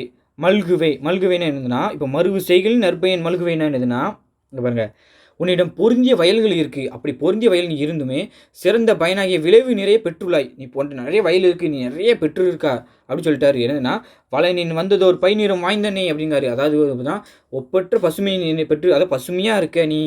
அப்படி அத்தகைய நிலம் வளத்தால் நீ பெற்றிருந்தனால நீ ஒப்பற்ற பசுமை பெற்று விளங்குகிறாய், பசுமையாக இருக்க அப்படின்னு சொல்கிறாரு. பெருகு இன்பமுடைய குறுநகை அப்படின்னா என்னதுன்னா மிக்க இன்பத்தை உடையாய் நீங்காத புன்சிரிப்பை பெற்று நீ திகழ்கின்றாய். அதாவது வந்து பார்த்தீங்கன்னா என்னென்னா பெற்று ஒளிர்ந்தன்னை, அதாவது பெருகு இன்பமுடைய குறுநகை புன்னகை பெற்று ஒளிர்ந்து பல்பனி பூண்டனே என்னென்னா நீ பலவிதமான அணிகளை அணிந்துள்ளாய் அப்படிங்காரு. இருநிலத்து வந்து எம் உயிர் தாங்குவேன்னு என்னதுன்னா இப்பெரிய உலகில் தோன்றி, அதாவது இந்த பெரிய உலகில் நீ தோன்றி எம் உயிர் தாங்குவேன்னு என்னதுன்னா எங்கள் உயிரை காப்பாற்றிக் கொண்டிருக்கிறாய். இத்தகைய சிறப்புடைய அதாவது நீ எங்கள் உயிரை நீ காப்பாத்திட்டு தான் இருக்க. இவ்வளோ பெரிய உலகத்தில நீ தோன்றி, இந்தியால வந்து பார்த்தீங்கன்னா, நீ எங்கள காப்பாத்திட்டு இருக்க. அப்படி காப்பாத்திட்டு இருக்கனால இத்தகைய சிறப்புடைய உன்னை என்ன செய்தோம்னா, நின் பதங்கள்னா என்ன? நின் பாதங்கள் உன்னுடைய பாதங்களை இறைஞ்சுவோம்னா நாங்கள் என்றும் துதிப்போம் அப்படின்னு இருப்பாரு சரிங்களா? திருவடிகளை வணங்குவோம் அப்படின்னு சொல்லியிருப்பாரு. அப்போ இதில பாருங்களேன், நிறைந்தன்னை இப்படிலாம் வந்து பார்த்தீங்கன்னா, என்னதுன்னா ஒருமையில தான் வந்திருக்கும் பாருங்களேன். இப்போ பாருங்க, தீர்ந்தன்னைன்னா விளங்குகிறாய். அடுத்தல வந்து பார்த்தோன்னா, தீர்ந்தன்னைன்னா அதான் ஒளிர்ந்தன்னைன்னா திகழ்கின்றாய். இப்படி எல்லாமே வந்து பார்த்தோன்னா, இதா தான் வந்திருக்கும். அதனால தான் வந்து பார்த்தோன்னா, நிறைந்தன்னை, ஒன்றினை, தீர்ந்தன்னை, சார்ந்தன்னை, வாய்ந்தன்னை, பூண்டன்னை இதெல்லாம் வந்து பார்த்தோன்னா, முன்னிலையிலே அதாவது தனக்கு முன்னிலை இருக்க எது இந்திய தாய தான் சொல்லியிருப்பாரு. அப்போ முன்னிலையில இருக்க ஒருமை யாரு? அந்த இந்திய தாய் தான். அது வினைமுற்றா தான் இருக்கும். அதான் முன்னிலை ஒருமை வினைமுற்று சரிங்களா? அடுத்தல வந்து பார்த்தோன்னா, பெருகும் இன்பம்னா என்னதுன்னா, செய்யும் என்னும் வாய்ப்பாட்டு பெயரெச்சம்னா என்னதுன்னா, அதாவது வாய்ப்பாட்டுன்னு வந்துன்னு வச்சுக்கங்க, செய்யும் என்னும் வாய்ப்பாட்டுன்னு வந்தாலே அது வந்து பார்த்தோன்னா, ஒண்ணு செய்யும் என்னும் வாய்ப்பாட்டு பெயரெச்சமா இருக்கும், செய்யும் என்னும் வினையெச்சமா இருக்கும். அதாவது இம்மு வந்தா தான் அது வந்து செய்யும் என்னும் வரும் சரிங்களா? அது ஒண்ணு.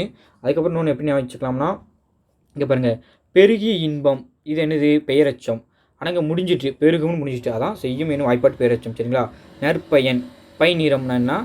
நன்மை ப்ளஸ் பயன், அதாவது நன்மையாக பயன், இல்லை பை நிறம்னா பசுமையான நிறம், அதான் பை நிறம் சரிங்களா? பண்பு தொகை. அடுத்தல வந்து பார்த்தோன்னா, சொல்லும் பொருள் நம்ம ஏற்கனவே மேலே எழுதி வச்சு படிச்சிருப்போம். அப்போ பிரச்சனை இருக்காது சரிங்களா? சொல்லும் பொருள் வந்து பார்த்தோன்னா, நம்ம ஏற்கனவே மேலே எழுதி வச்சு படிச்சிருப்போம். அப்போ பிரச்சனை இருக்காது.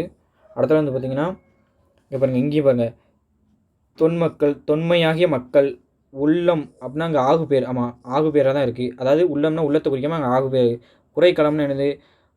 உறைந்த களம், உரைகின்ற களம், உறையும் களம், உறைந்த காலம், உரைகின்ற காலம், உறையும் காலம் அப்படின்னு 3 காலத்தை சொல்லுது வினைத்தொகை.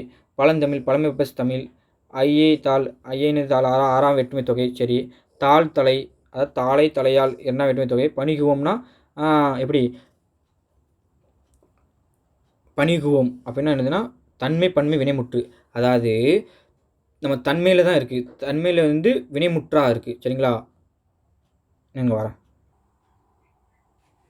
அடுத்தல வந்து பாருங்கள், இப்போ இலக்கணம் பார்த்துட்டோம். அடுத்தது வந்து பார்த்திங்கன்னா இது இப்பாடலை இயற்றியவர், அதாவது இங்கே பாருங்கள், சொல்லும்போது பார்த்துக்கோங்க. திருந செல்வம் வளம்னா திரு செல்வம், அதாவது திருந செல்வம்னு சொல்லலாம், வளம் சொல்லலாம். தன்னிகர்லாம் ஒப்பிட்டு கூற முடியாத உயர்வினையுடைய. மருவுனா பொருந்திய, செய்யினா வயல், மல்குதன் நிறைதல், குறுநகைனா புன்னகை, பல்பலினா பல அணிகலன்கள் அணிந்தது, இருநிலம்னா என்னது? பெரிய உலகம், பூண்டனை அணிந்துள்ளாய், பாதங்களாம் திருவடி இறைஞ்சோம். இதை பார்த்துட்டா இருக்குன்னு. பாடலை இயற்றிய மகாகவி பாரதியார். பாரதியார் கவிதைகளின் தலைப்பில் தொகுப்பட்டு வெளிவந்துள்ளன. அந்நூலில் தேசிய கீதங்கள் என்னும் பகுப்பில் இப்பாடல் இடம்பெறுது. அதாவது என்ன தேசிய கீதங்கள்? அதாவது வந்து பார்த்தீங்கன்னா, வங்க மொழியில் யார்? பங்கிம் சந்திர சட்டோபாத்தியார் எழுதிய வந்தே மாதரம் என்னும் பாடல் மொழிபெயர்ப்பு தான் இந்த அதோட மொழிபெயர்ப்பு தான் இந்த பாட்டு சரிங்களா? அதோட மொழிபெயர்ப்பு தான் தேசிய கவின்னு சொல்லுவோம். பாரதியார் அதான் எந்த வருஷம் நான் ஏற்கனவே பார்த்தது தான். அங்கே அம்மா பேர் எக்ஸ்ட்ரா சின்னசாமி ஐயருக்கும் லட்சுமி அம்மாளுக்கும் எக்ஸ்ட்ரா கொடுத்துருக்காங்க. இளமையில கைப்பாடு திறன் பெற்றவர், அது ஏற்கனவே பார்த்தோம். வெள்ளையர் ஆட்சியின் கீழ் அடிமைப்பட்டு கிடந்த இந்திய மக்களின் உள்ளங்களில் விடுதலை வேட்கை என்னும் காட்டு தீயை மூட்டும் அக்னி குஞ்சுகளாய் அப்படின்னு அமைந்தன. பாரதிய மதுரை சேதுபதி உயர்நிலையை ஏற்கனவே பார்த்துட்டோம். சுதேசமித்திரன் பார்த்துட்டோம். சக்கரவர்த்தினி பார்த்துட்டோம். இந்தியா பார்த்துட்டோம். கண்ணன் பாட்டு, குயில் பாட்டு, பஞ்ச சபதம் இதெல்லாம் பார்த்தோம். கீதையை மொழிபெயர்த்துள்ளார், எக்ஸ்ட்ரா இருக்குது பாருங்கள், நோட் பண்ணிக்கிடுங்க. கீதையை மொழிபெயர்த்துள்ளார்னு இருக்குது. இவ்வளோ தான் சரிங்களா? இப்போ என்னதுன்னா, பாஞ்சாலி சபதம் பார்க்க போகிறோம். அதாவது பாஞ்சாலி சபதத்தை இங்கே மட்டும்தான் இருக்கும் சரிங்களா? 9th வோல்ட்டில் மட்டும் தான் இருக்கும். பாஞ்சாலி சபதம் பார்த்துட்டு அடுத்த குயில் பாட்டு பார்க்கலாம் சரிங்களா? பாஞ்சாலி சபதத்தில் 2 இருக்கும், 11th இருக்கும் சரிங்களா? சின்னதாக பாஞ்சாலி சபதம் என்ன? இந்திர மாநகர் ஆண்டு வந்தவர் யாருன்னா பாண்டவர்கள். அதாவது இந்திரா மாநகர்னு ஒரு பாஞ்சாலி சபதம் கதை சொன்னாலும் லேட்டாக இருப்பா, ரொம்ப பெருசாக இருக்கும். அதனால் வந்து பார்த்தா கதையெல்லாம் சொல்லலை. இப்போ வந்து பார்த்திங்கன்னா இதை மட்டும் பார்த்துக்கிறோம். ஏன்னா அது பெரிய கதை, ராமாயணத்தை விட கொஞ்சம் பெருசாக இருக்கும், நிறைய பேரும் வருவாங்க. இப்போ இந்திர மாநகர் ஆண்டு வந்தவர் யாருன்னா பாண்டவர்கள் வாழ்ந்துருப்பாங்க. பாண்டவர்களுக்கு வந்து பார்த்தீங்கன்னா பாண்டுன்னு உண்டு, அப்பா. அவருக்கு வந்து பார்த்தீங்கன்னா 5 புதல்வர்கள், அதில் 5 பேர் உண்டு. அவங்க என்ன செஞ்சுப்பாங்கன்னா, அந்த 5 புதல்வர்கள் வந்து பார்த்தீங்கன்னா மண்டபம் ஒன்றை கட்டிட்டு வேள்வி நடத்திருப்பாங்க. அதாவது இது பார்த்தா பால் காய்ச்சி சொல்லுவாங்களா, பால் காய்ச்சி வச்சுருப்பாங்க சரிங்களா? அப்போ வந்து பேரரசு சிற்றரசு எல்லாருமே வராங்க, அங்கே அன்பளிப்பு கொண்டு வராங்க, கிஃப்ட் கொடுக்காங்க. அதை பார்த்துட்டு வந்து துரியோதனுக்கு வந்து பொறாமல் வந்துட்டு உடனே வந்து பார்த்தீங்கன்னா பாஞ்சாலியும் வந்து பார்த்தீங்கன்னா நகைப்புக்கு ஆளானதால்னா பாஞ்சாலியும் வந்து பார்த்தீங்கன்னா அதை திட்டிருப்பா, ஒரு இது பேசியிருப்பா பழைய கதையில். அப்போ வந்து பார்த்தீங்கன்னா அதுக்கும் எல்லாம் சேர்த்து வச்சு வந்து பார்த்தீங்கன்னா துரியோதனன் யாருன்னா இந்த பாண்டுருக்கு வந்து பார்த்தீங்கன்னா 5 பிள்ளைகள், அதுதான் பாண்டவர்கள். துரியோதனன் வந்து பார்த்தீங்கன்னா துரியோதனன் யாருன்னா திருதாட்டினர் யாருன்னா அடுத்தல வந்து பார்த்தீங்கன்னா இந்த இது பாருங்க, இதில் தூது போது யார்? விதுரன். சரிங்களா? திருதாட்டின் 1, விதுரன் 2, பாண்டு 3. அதாவது ஃபஸ்ட்டு, செகண்டு, தேர்டு இப்படி 3 பேரும் எல்லாமே அண்ணன் தம்பி தான். இவங்களுக்கு பிறந்த 5 பிள்ளைகள் தான் யாருன்னா பாண்டவர்கள் 5. இவருக்கு பிறந்த ஒருத்தன் தான் யாருன்னா துரியோதனன். அதுபோல் 100 பேர் பிறந்திருப்பாங்க. அது உண்டு கதையில். இந்த விதுரன் யாருன்னா வளர்ப்பு மகன் மாதிரி அப்படி சொல்லுவாங்க. ஆனால் தம்பி தான். சரிங்களா? இப்படி இருக்கும். இப்போது துரியோதனன் வந்து பார்த்தா தன் மாமா ஒருத்தன் உண்டு, சகுனின்னு ஒருத்தன் உண்டு. அதனால் அது எந்த கெட்டது பண்ணோம்னு வச்சுக்கோங்க, சகுனி வேலை பார்க்காத அப்படின்னு சொல்லுவோம் தெரியுமா? அதான் அது. சகுனியும் சொல்லியிருப்பான். இவன் துரியோதனன் என்ன செஞ்சிருப்பான், இப்படி கேட்டுப்பான் மாமாட்ட போய். சகுனிகிட்ட வந்து பார்த்தோன்னா சகுனி என்ன செஞ்சிருப்போம்னா, நம்மளும் இப்படி ஒரு மண்டபம் கட்டி அங்கே பார்த்தோன்னா பால் காய்ச்சி கூப்பிடுவோம். அப்போ வந்து பார்த்தோன்னா வரட்டும், நம்மளும் அவனை வந்து பார்த்தோன்னா இதில் 5 பேரும் மூத்தவன் யாருன்னா தர்மனை சூதாட வச்சு நம்ம வந்து பார்த்தோன்னா நம்ம நினச்சதெல்லாம் அடைஞ்சிக்கிடும் அப்படின்னு வந்து சொல்லியிருப்பார். உடனே வந்து பார்த்தோன்னா துரியோதனன் வந்து பார்த்தா தன் தந்தைகிட்ட வந்து பார்த்தோன்னா, ஏன்னா இவர் தானே அரசர், ஆனால் இவர்கிட்ட இப்போ இளவரசர், இவர்கிட்ட தான் அரசர் வந்துடும். அப்போ வந்து பார்த்தா இவர் வந்து பார்த்தா இளவரசர் வந்து பார்த்தா இவர்கிட்ட போய் சொல்கிறார் தான் அப்பாட்ட. திருதாட்டின் என்ன சொல்கிறாருன்னா, இப்படி நம்ம ஒரு மண்டபம் கட்டி இப்படி அவங்கள கூப்பிடணும் அப்படி சொல்லுவார்.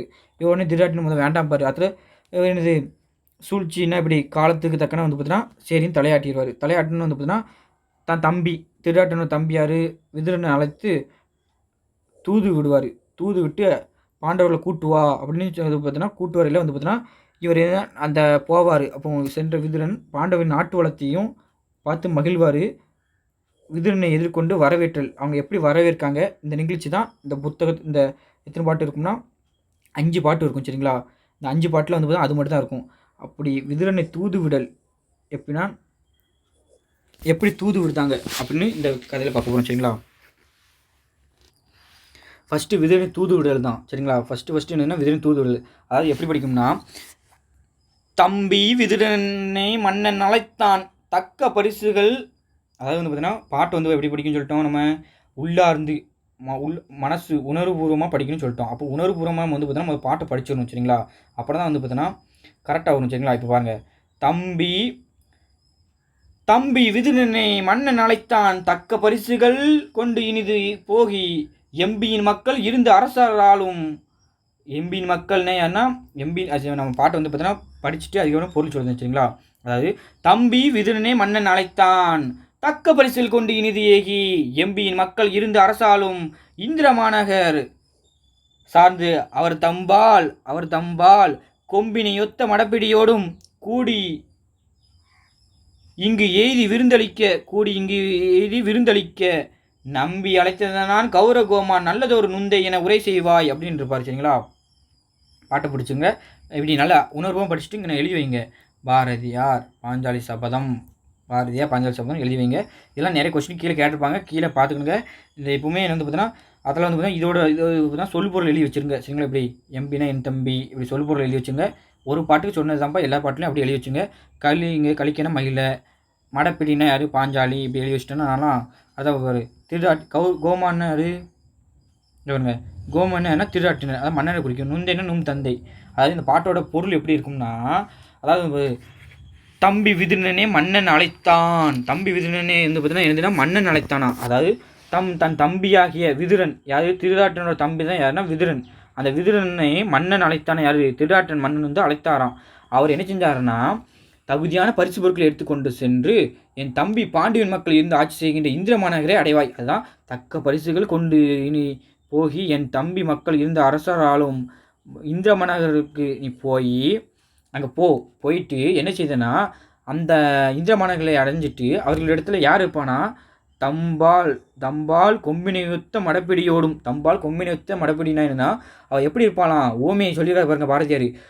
கொம்பினை போன்று அழகிய இளைய பெண் யானை போன்றவளாகிய பாஞ்சாலியோடும். அதாவது பூங்கொம்பினை போன்று அழகிய இளைய பெண் யானை போன்றவளாகிய பாஞ்சாலியோடும் பாண்டவர்கள் ஐவரும் சேர்ந்து இங்கு வந்து விருந்து கண்டு மகிழ கௌரவர்களின் அரசனும் நல்லவனும் உன் தந்தையுமாகிய ஆற்றல் மிக்க திருதாட்டின் அழைத்தான் என்று அவர்களின் உரைப்பாயாக என்று திருதாட்டினர் கூறி தூது விடுத்தார். அதாவது வந்து பார்த்தீங்கன்னா கூடி இங்கு எய்தி விருந்து கழிக்க, அதான் மகிழ நம்பி அழைத்ததன் கௌரகோமான் நல்லதோர் நுந்தை என உரை செய்வாய்னா என்னன்னா, நம்பி அழைத்ததுன்னா என்னதுன்னா நம்பி. இங்கே பாருங்க, அதாவது நம்பினா என்னன்னா, அங்கே மிக்க கௌரவர்களின் அரசனும் இங்கே கௌரவ கோமானா என்ன கௌரவர்களின் அரசன் யார்? திருதராட்டிரனும் நல்லதோர்னா யாரு? அதாவது வந்து பார்த்தா நுந்தேனன்னா உன் தந்தை யார்கிட்ட சொல்றாருன்னா அந்த பாண்டவர்கள்ட்ட சொல்றாரு. ஏன்னா சித்தப்பா பெரியப்பா தானே வராரு. பெரியப்பா வரல வந்து பார்த்தா நம்ம வந்து பார்த்தா தமிழ் மரபில் வந்து பார்த்தா பெரியப்பாவே அப்பான்னு சொல்லி தான் மரபு. நம்ம இங்கெல்லாம் நாங்கள் அப்படின்னு சொல்லுவோம். அதுமாதிரி வந்து பார்த்தா உன் தந்தையுமாகிய அதை பாரு நல்லதோறும் உன் தந்தையுமாகிய முந்தை என நம்பி அழைத்தவன் கௌரவகுமான் என உரை செய்வாயினா என்னதுன்னா ஆற்றல் மிகுந்து திருதாட்டினை அழைத்தான் என்று அவர்களிடம் உரைப்பாக என்று திருதாட்டினை கூறினார். அதான் உரை செய்வாய். சரிங்களா? அவ்வளோதான். எம்பின என் தம்பி மடப்பின பாஞ்சாலி கலிக்கின மகிழ திருதாட்டின் நுந்தன் நும் தந்தை. சரிங்களா? இவ்வளோ தான் அந்த பாட்டோடு முடிஞ்சிச்சு. அடுத்தல வந்து பார்த்தீங்கன்னா இதில் என்ன படிக்கலாம்? மாநகர் பெரிய நகர்னு சொல்வது தான் அது ஓமையாக சொல்லிப்பாது. அதான் பெருசாக வந்துச்சுன்னா ஆட்டோமேட்டிக்காக வந்து பார்த்தீங்கன்னா உரிச்சொல் தொடர் வந்துடும். சார்ந்தவர் வினையாளன் பேர் இது எல்லாம் தெரியும். நுந்தென்ன நும் தந்தை. நான் இலக்கண குறிப்பு இந்த பிரித்தெழுதுக்கெல்லாம் வந்து பார்த்தீங்கன்னா தனியாக நான் எடுக்கும்போது அது வந்து பார்த்தீங்கன்னா மொத்தமாக எடுக்கல நல்லாயிருக்கும். இது அதோட சேர்ந்து படிச்சுக்கணும். ஆனால் அதான் ரொம்ப முக்கியம். சரிங்களா?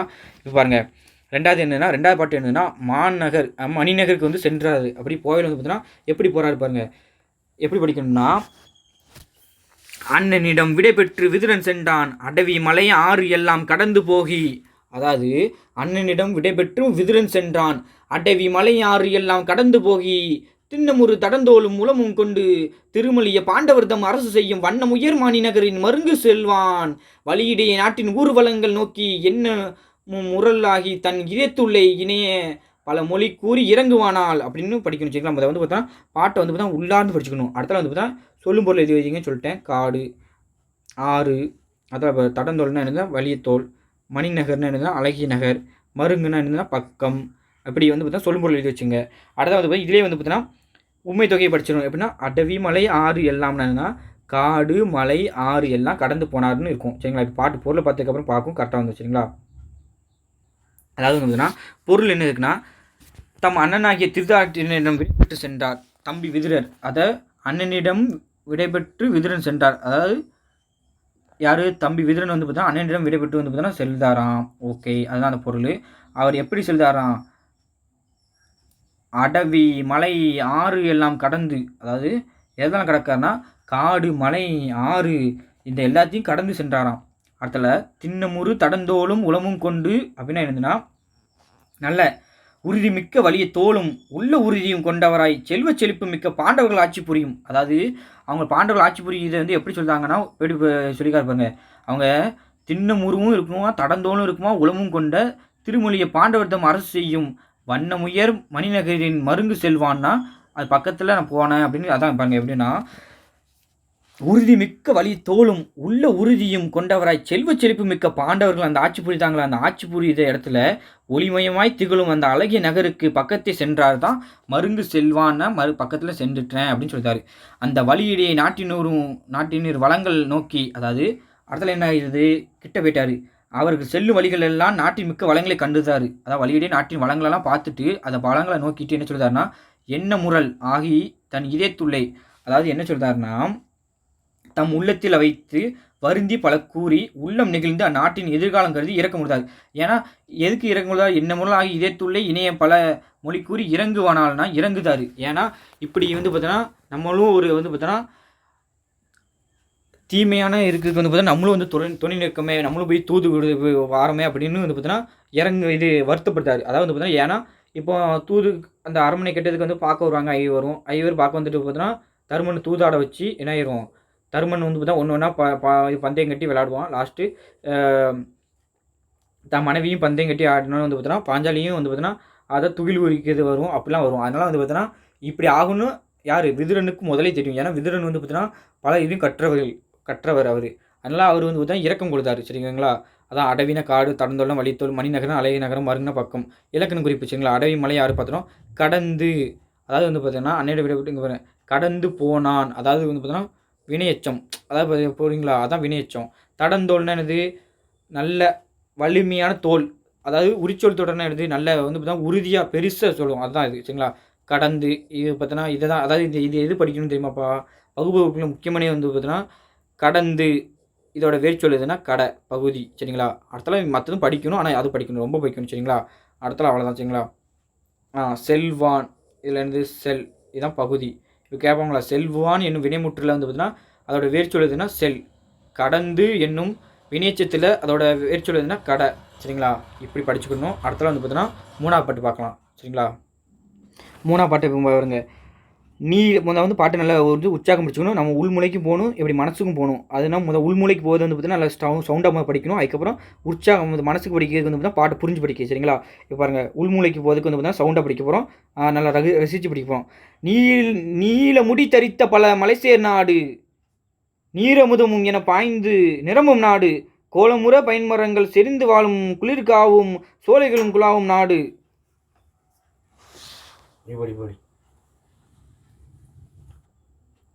சாரிப்பா, ஆள் வந்துட்டு இங்கே பாருங்க. நீல முடி தரித்த பல மலைசேர் நாடு, நீர் அமுதமும் என பாய்ந்து நிரம்பும் நாடாம், கோலமுறம் பயன்பு மரங்கள் செறிந்தும் வாழும் குளிர்காவும் சோலைகளும் குழாவும் நாடாம், நாளம் எல்லாம் பசியின்றி காத்தல் வல்ல நன்செய்யும் புன்செய்யும் நலமிக்க ஓங்கு பாலாடையும் நறுநெய்யும் தேனும் உண்டு பண்ணவர் போல் மக்கள் எல்லாம் பயிலும் நாடாம். அப்படி எல்லாம் நாடு எப்படி இருக்குன்னு வந்து பார்த்தீங்கன்னா நல்லா உயர்வாக பேசுவாங்க. நாடில் என்னெல்லாம் இருக்குது அப்படின்னு நல்லா டீப்பாக சொல்லிப்பாங்க. சரிங்களா, அதாவது வந்து பார்த்திங்கன்னா அதை வந்து பார்த்தீங்கன்னா பாட்டை புரிஞ்சு வச்சுட்டோம். இங்கே பாரதியார் எழுதி வச்சுருங்க, சொல்லுமுறை எழுதி வச்சுருங்க. எல்லா பாட்டுக்கும் வந்து பார்த்தீங்கன்னா தனித்தனியாக சொல்லணும்னாலும் நீங்கள் வந்து பார்த்தீங்கன்னா எழுதி வச்சுருங்க, அது ரொம்ப முக்கியம். அடுத்து வந்து பார்த்திங்கன்னா பாட்டோட விளக்கம் பார்க்க போகிறோம். சரிங்களா, அதாவது எப்படி இருக்கான், நீல முடி தரித்த பல மலைசேர் நாடுன்னு எப்படின்னா நீல நிற மேகங்களை உச்சியில் அணிந்திருக்கும் பல மலைகளை கொண்ட நாடாம். அதாவது எப்படின்னா நீல நிற மேகங்களை எப்படி உச்சியில் அணிந்திருக்கும் பல மலைகளை கொண்ட நாடாம். நல்லா பல நிறைய மலைகள் இருக்குது, அது மேலே நீல நிற மேகங்கள் இப்படி நிறைய இருக்குது, அப்படி இருக்குது நாடாம்.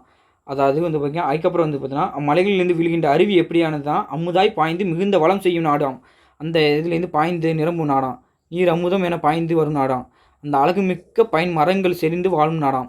அங்கே எல்லா மரமும் இருக்கான். எப்படின்னா அழகு மிகுந்த பழமும் காய் என பல வகையாக பயன் தரும் அந்த மரங்கள் நெருங்கி வளர்ந்துருக்குமா. அந்த நெருங்கி வளர்ந்துருக்கும் குளிர்ந்த காடும் இருக்கான். குளிர்ந்த கா என்பது என்னதுன்னா அங்கே காடு. சரிங்களா, அதெல்லாம் ஏற்கனவே பெரிய கொஸ்டின் தான். கானா என்னதுன்னா அந்த பாட்டை கொடுத்துட்டு என்ன கானா என்னது கேட்பாங்க, காடா இல்லை வந்து பார்த்திங்கன்னா நிலமா இல்லை வந்து பார்த்தீங்கன்னா சோலையா, இப்படி எல்லாம் கேட்பாங்க. கானா காடு தான். சரிங்களா, சொல்லுபொருள் எழுதி வச்சிங்கன்னா ஈஸியாக இருக்கும். குளிர்கா பூஞ்சோலைகளும் குலவும் நாடாம். அதாவது வந்து பார்த்தீங்கன்னா அந்த குளிர்ந்த காடுகளும் பூக்கள் இந்த சோலைகளும் கலந்திருக்கின்ற நாடு எது, அந்த பாண்டவர்கள் ஆளுகின்ற நாடு அப்படி இருக்கான். அதில் நாளமெல்லாம் பசியின்றி காத்தல் வல்ல நன்செய்யும் புன்செய்யும் நலமிக்க ஓங்கு அப்படின்னா எதுனா உலகம் மக்களை எல்லாம் பசி துன்பமின்றி காப்பதற்கு ஏற்ற நன்செய் நிலமும் இருக்காம் புன்செய் நிலமும் இருக்காம். அப்படி புன்செய் பயிர்கள் நன்றாய் விளைந்து சிறங்கும் நாடு தான் எது, அந்த பாண்டவர்கள் ஆட்சி புரியும் அந்த நாடு அப்படின்னு சொல்கிறாரு. நாட்டு மக்கள் எல்லாரும் எப்படி பாலாடையும் நறுமண நெய்யும் தேனும் உண்டு தேவர்கள் போல் மகிழ்ச்சியுடன் வாழும் நாடாம். ஏப்பா, இப்போ பாலை கிடைக்க கஷ்டம், அவங்களுக்கு எப்படிலாம் கிடச்சிருக்கான். பாலாடையும்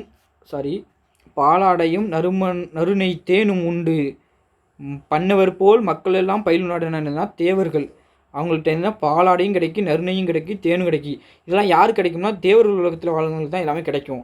அப்படி தேவர்கள் உலகத்தில் வாழ்றது அவங்களுக்கு மாதிரி கிடைக்கும். யார், இந்த பாண்டவர்கள் ஆட்சி செய்யும் நாட்டில் அப்படி கிடைக்கும். இப்படி நாட்டில் கிடைக்க நாட்டை வந்து பார்த்தீங்கன்னா நம்ம இப்படி நான் வம்பாக்க போகிறோமே அப்படின்னு வந்து பார்த்தீங்கன்னா விதுரனுக்கு வந்து பார்த்தா வருத்தம். சரிங்களா, அதுமாதிரி கோலமுறு செறிந்து அடர்ந்து இதெல்லாம் பார்த்துங்க. குலாவுனா விலங்கும், நாளம்னா உலகம், பண்ணவர்னா தேவர்கள். சரிங்களா, சொல்லும் பொருள் எழுதி வச்சு படிச்சுக்கிட்டோன்னா ஈஸியாக இருக்கும்.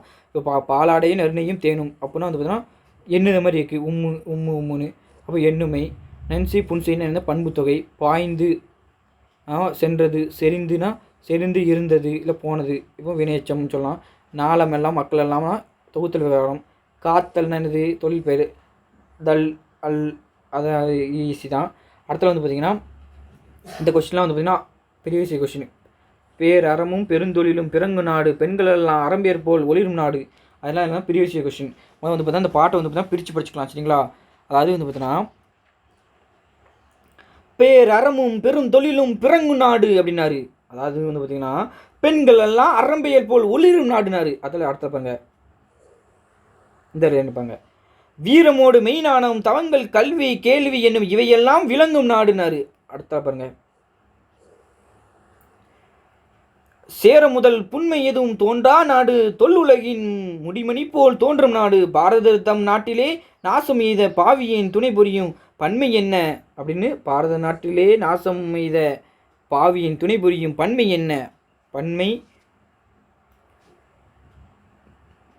பான்மை என்ன அப்படின்னு இருப்பார். அதாவது வந்து பார்த்திங்கன்னா இதை பாட்டை பிரித்து வச்சுட்டோம். இந்த பக்கத்தில் பாரதியார்னு எழுதி வச்சுக்கோங்க, இல்லை இந்த சைடில் எழுதி வச்சுக்கோங்க. அடுத்த வந்து பார்த்திங்கன்னா இப்போ என்ன செய்ய போகிறோம்னா சொல்லும் பொருள் எழுதி வச்சுக்கோங்க. அடுத்து வந்து பார்த்தா அந்த சொல்லும் பொருள் வந்து பாட்டோட விளக்கம் பார்க்க போகிறோம் சரிங்களா. ஏன்னா பாட்டோட விளக்கமும் படிக்கணும், எல்லாமே படித்தா தான் உங்களுக்கு வந்து பார்த்தா கரெக்டாக வரும்ப்பா. அதனால் பாட்டோட விளக்கம் ரொம்ப தேவை. இப்போ வந்து பார்த்திங்கன்னா இப்போ வந்து பார்த்தா 4வது பாட்டு என்னென்னா இறங்கும் விதுரர். இப்போ என்னெல்லாம் சொல்லி இது பண்ணியிருந்தாருன்னா இங்கே பாருங்கள், பேரறமும் பெருந்தொழிலும் பிறங்கும் நாடு அப்படின்னா என்னதுன்னா சிறப்பு மிக்க அறச்செயல்களும் பெருமை மிகு பெருந்தொழில்களும் வளங்களும் சிறப்புற்று வழங்கும் நாடு. ஏதாவது நாடு எப்படி இருக்குன்னா நல்ல அறம், நல்ல காரியங்கள், நல்ல அறத்த செயல்கள் செய்து. பெருந்தொழில்னு என்னதுன்னா நல்ல பெருமை மிகு பெருந்தொழிலும் வளங்களும் சிறப்புற்று விளங்கும் நாடாம். அப்படி இருக்க நாடும். அதுபோல் வேறு என்ன சொல்லிட்டாரு, பெண்களெல்லாம் அறம்பேர் போல் ஒளிரும் நாடுன்னு என்னதுன்னா 2வது லைன், பெண்களெல்லாம் அறம்பேர் போல் ஒளிரும் நாடுன்னு என்னதுன்னா நம் நாட்டில் வாழ்கின்ற பெண்கள் எல்லாம் எப்படின்னா தேவ மகளிர் போல் அழகு மிக்கவர்களாய் ஒளிரும் நாடு. அதாவது அந்த நாட்டில் எப்படி வாழ்ந்தாங்களாம், பெண்கள் எல்லாம் தேவர்களத்தில் வாழும் பெண்களைப் போல அழகு மிக்கதாக வாழ்ந்தாங்களாம். அடுத்தல வந்து பார்த்தா வீரமோடு மெய்ஞானம் தவங்கள் கல்வி வேள்வி இவையெல்லாம் விளங்கும் நாடுன்னா எப்படின்னா அதெல்லாம் வந்து பார்த்தா வீரத்தோடு இருக்காங்களாம். மெய்யறிவு, அதாவது மெய்ஞானம் என்ன மெய்யறிவு. அடுத்த வந்து தவங்கள்னா என்ன தவங்கள், கல்வி கேள்வி, அதாவது கல்வி கேள்வி ஆகியவை அனைத்தும் விளக்கம், அதாவது எல்லாமே உடைய திகழ் நாடு தான் எது பார்த்தீங்கன்னா வீரமோடு மெய்ஞானம் தவங்கள் கல்வி என்னும் இவையெல்லாம் உடைய நாடு தான் எது அந்த பாண்டவர்கள் ஆட்சி செய்யும் அந்த நாடாம். அடுத்தல வந்து பார்த்தோன்னா பழமையான இவ்வுலகத்தின் மணிமுடி போல விளங்கும் நாடாம். அதாவது வந்து சேர முதல் புண்மை செய்த தோன்றா நாடுனா அதுதான் தொல்லுலகின் மணிமுடி போல் தோன்றும் நாடு சரிங்களா. அப்படி இருக்கு நாடு. அடுத்த இத்தகைய பாண்டவர் நாட்டிலே அழிவை தரும் கேடு வந்து சேர பாவியான யானும் துணை புரிய நேர்ந்தது என்று விதுரர் வருந்துகிறார். அதாவது இந்த பாரத நாட்டிலே நாசமெய்த பாவியேன் துணை புரியும் பன்மையேனே. இப்படி வந்து நானும் இவனை இது அவன் சொன்னாம நானும் தூது வந்து உங்களை கூப்பிட்டு போய் அங்கே சூதாட வச்சு உங்களை வந்து பார்த்தீங்கன்னா அதர்மத்துக்கு நானும் துணை புரியுதனே அப்படின்னு வந்து பார்த்தீங்கன்னா சொல்லியிருப்பார் சரிங்களா. அடுத்தல இங்கே அறம்பெயர்னா யாருன்னா தேவ மகளிர் போல அழகாக இருக்கேன்னு பார்த்தோமா. ஞானம்னா அறிவு, பன்மைனா என்ன நெறிபிறந்த செயல் சரிங்களா. தொல்லுலகம்னா என்ன தொன்மையான உலகு, அதான் பண்பு தொகை.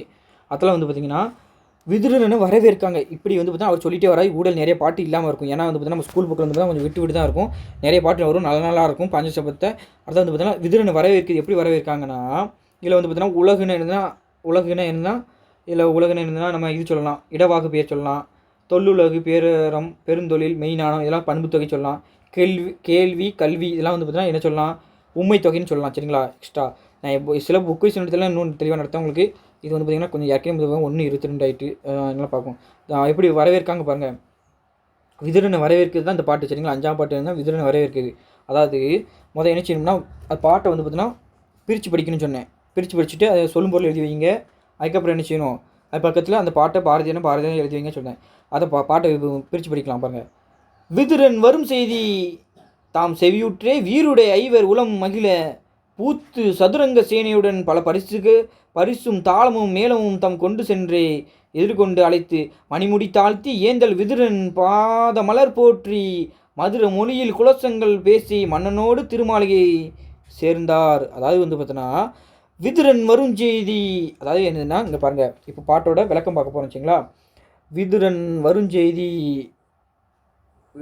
செய்தி செவியுற்றே அப்படின்னா என்னன்னா விதுரர் அதாவது தான் வந்து பார்த்தீங்கன்னா சித்தப்பா வரத செய்தியை கேட்டு கேள்வி விட்டோன்னு வந்து பார்த்தீங்கன்னா வலிமை மிக்க பாண்டவர்கள், அதாவது வீருடைய ஐவர்கள் யாருன்னா வீருனா என்னென்னா வலிமை உடைய ஐவர் உளமகிழ பூத்துனா என்னதுன்னா அந்த வலிமை மிக்க உடைய பாண்டவர்கள் ஐவரும் உள்ளம் மகிழ்ந்தனர். அதுதான் வந்து உளமகிழ பூத்து அப்படின்னு இருக்குது.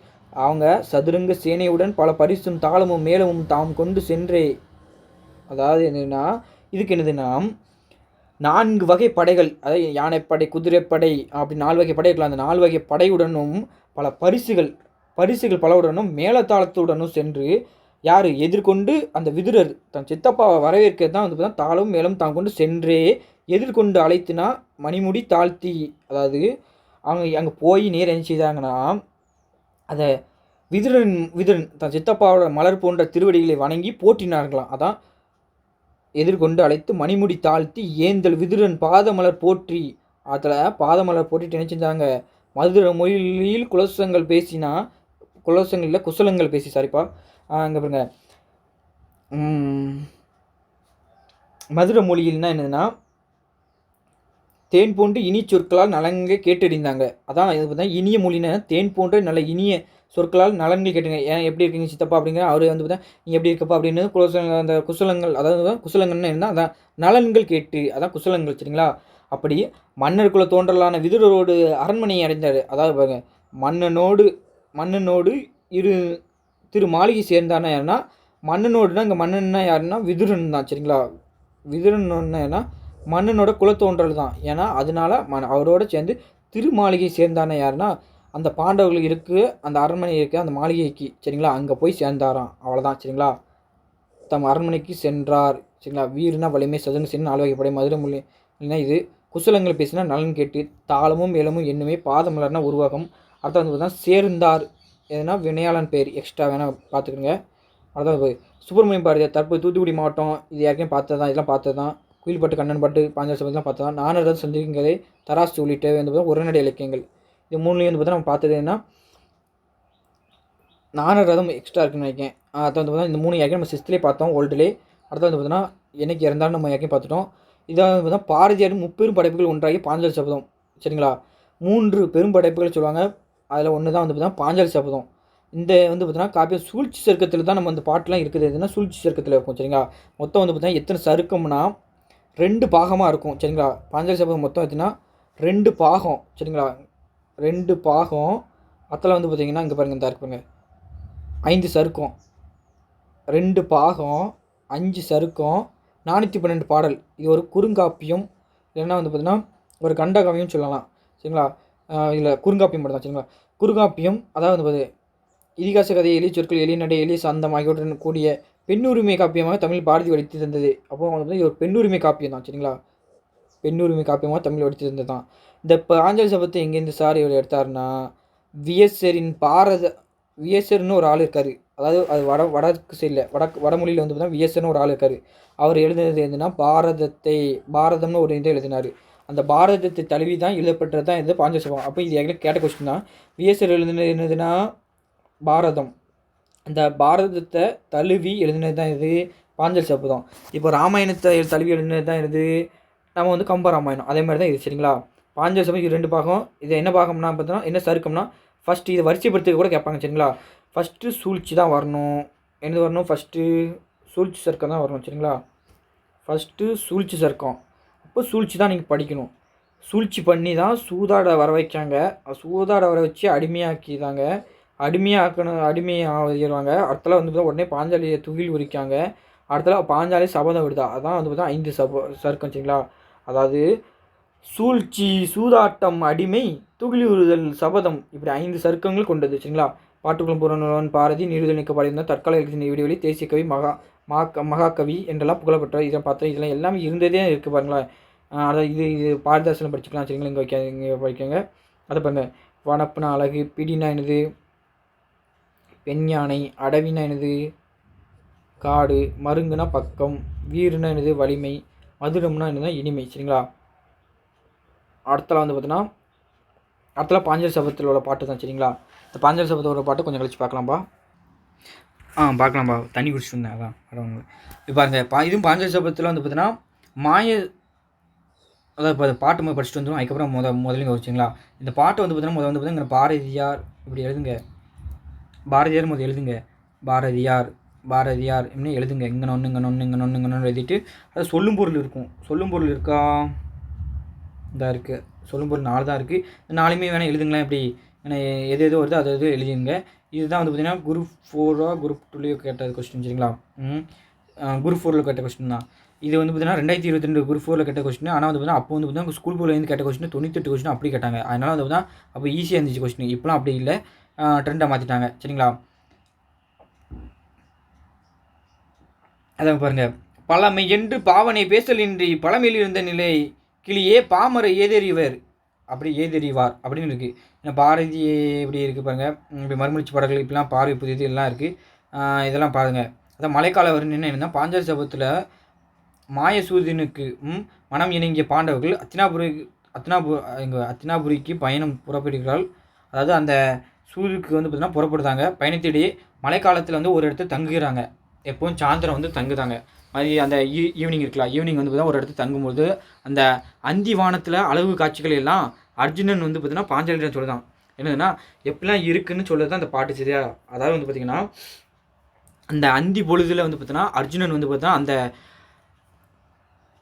அந்தி வானத்த பார்த்துட்டு, அத வந்து உவமையா சொல்லுது. எப்படிலாம் வர்ணனை செய்தாங்க. அப்படிதான் அந்த பாட்டு சரிங்களா? அந்த பாட்டு முதல்ல வந்து பிரிச்சு படிச்சுக்கங்க. பாட்ட உள்வாங்கிக்கணுங்க சரிங்களா?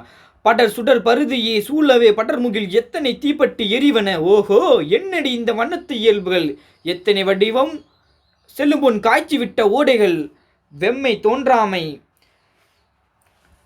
அதாவது பாருங்க வெம்மை தோன்றாமை எரிந்திடும் தங்க தீவுகள் பாரடி நீல பொய்கைகளின் மிதந்திடும் தங்க தோணிகள் சுடர் ஒளி பொன்கரை இட்ட கருஞ்சிகரங்கள் காணடி அங்கு தங்க திமிங்கலம் தாம் பல மிதக்கும் இருள் கடல் ஆஹா எங்கு நோக்கிடனும் ஒளிதிரல் வண்ண களஞ்சியம் அப்படின்னு இருப்பாரு. அதாவது வந்து பார்த்தீங்கன்னா பாட்டை வந்து பார்த்தீங்கன்னா படிக்கிற உள்வாங்கி படிச்சுக்கணும் சரிங்களா? அதால் வந்து பார்த்தீங்கன்னா அந்த பாட்டோட பொருள் விளக்கம் சொல்லுங்க சரிங்களா?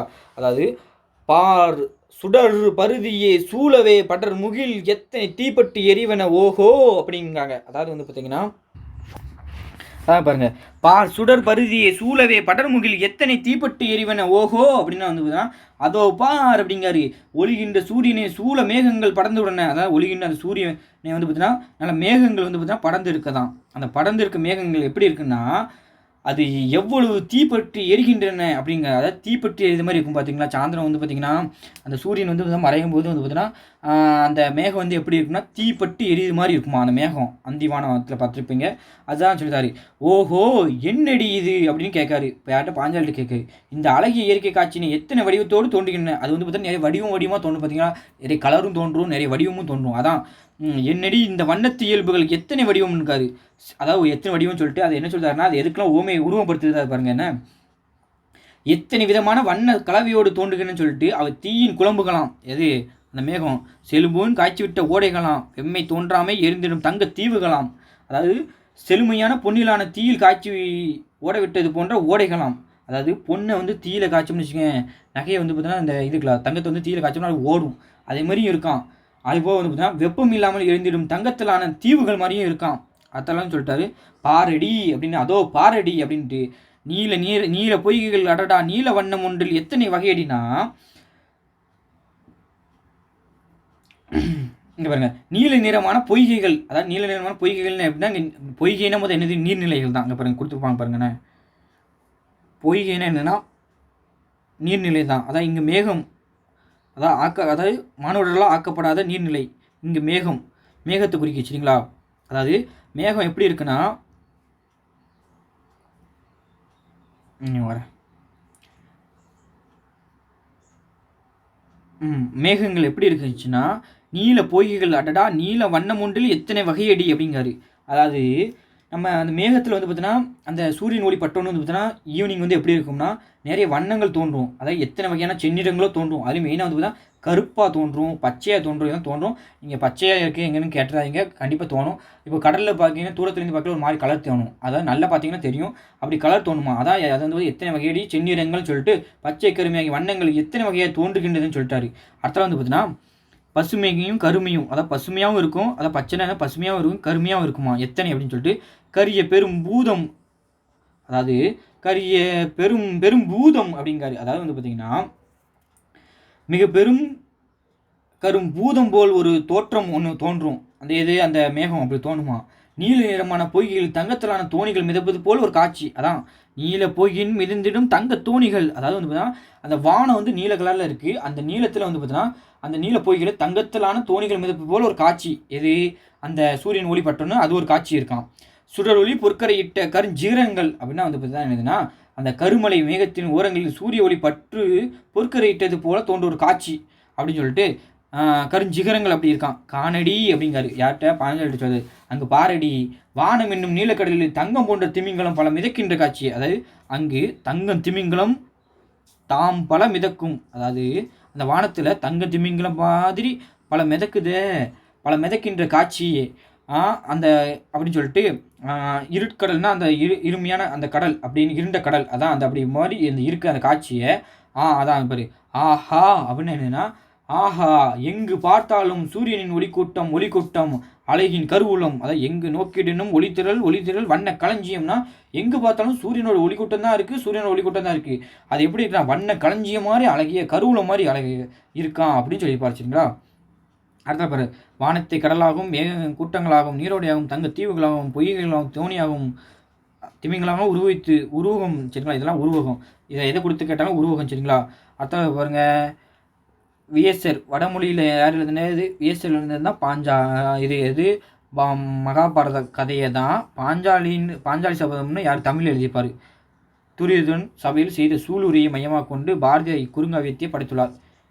பாஞ்சாலி நம் பாரத தாயாகவும், துரியோதன் கூட்டத்தை என்ன செஞ்சு பாருன்னா நம் நாட்டை அடிமைப்படுத்தி ஆள்கின்ற வெள்ளையராகவும், பாண்டவர்களை அன்றைய அந்த பாரத மக்கள் என்றும் படிப்பவர் என்னுமாறு பாஞ்சாலி சபதம் பாடப்பட்டுள்ளது. அந்த எண்ணத்தில் தான் வந்து பார்த்தீங்கன்னா பாரதியார் வந்து பார்த்தீங்கன்னா படைச்சிருப்பாருன்னு சொல்லிட்டாங்க. அதான் 5 சருக்கம் பார்த்தோம்.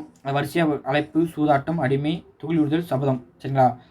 அதான் நம்ம பாடப்பகுதி இந்த பாட்டு எது இருக்குன்னா, அழைப்பு சருக்கத்தில் உள்ள எளிய பதங்கள், எளிய நடை, எளிதில் அறிந்து கொள்ளக்கூடிய சந்தம், பொதுஜனங்கள் விரும்பும் மெட்டு, இவற்றினிடையே காவியம் ஒன்று தற்காலத்தில் செய்து தருவேன், நமது தாய்மொழிக்கு புத்துயிர் தருவேன் அப்படின்னு 1-2 வருஷத்து அதில் வந்து பார்த்தா தமிழ் மக்கள் எல்லோருக்கும் நன்கு பொருள் விளங்கும்படி எழுதுவதுன்னு காவியத்துக்கு நயங்கள் குறைபடாமல் நடத்த வேண்டும் என்று அப்படின்னு சொல்லி தான் அந்த பாட்டில் வந்து பார்த்தீங்கன்னா எழுதிப்பார். முன்னுரையில் சொல்லிப்பார்.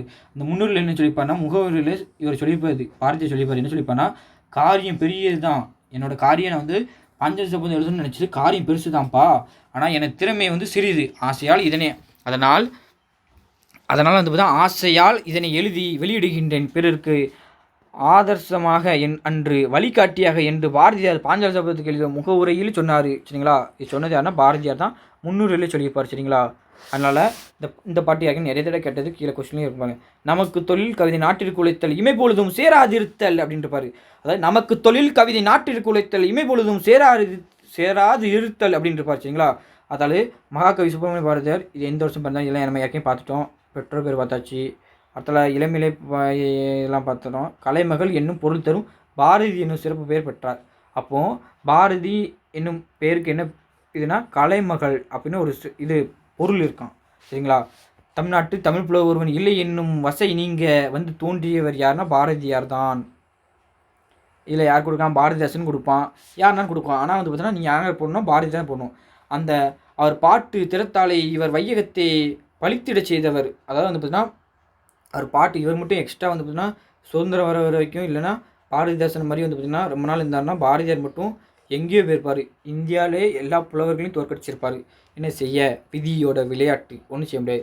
இவர் தெருவெல்லாம் தமிழ் வழக்கம் செழிக்க செய்வர் என்று தேமுதுரே தமிழோசே உலகமெல்லாம் பரவச வகை செய்தல் வேண்டும் என தமிழ்மொழி பரவிட விளைந்த தமிழ் பாவலர் ஆவார் சரிங்களா. அது ரொம்ப முக்கியம்.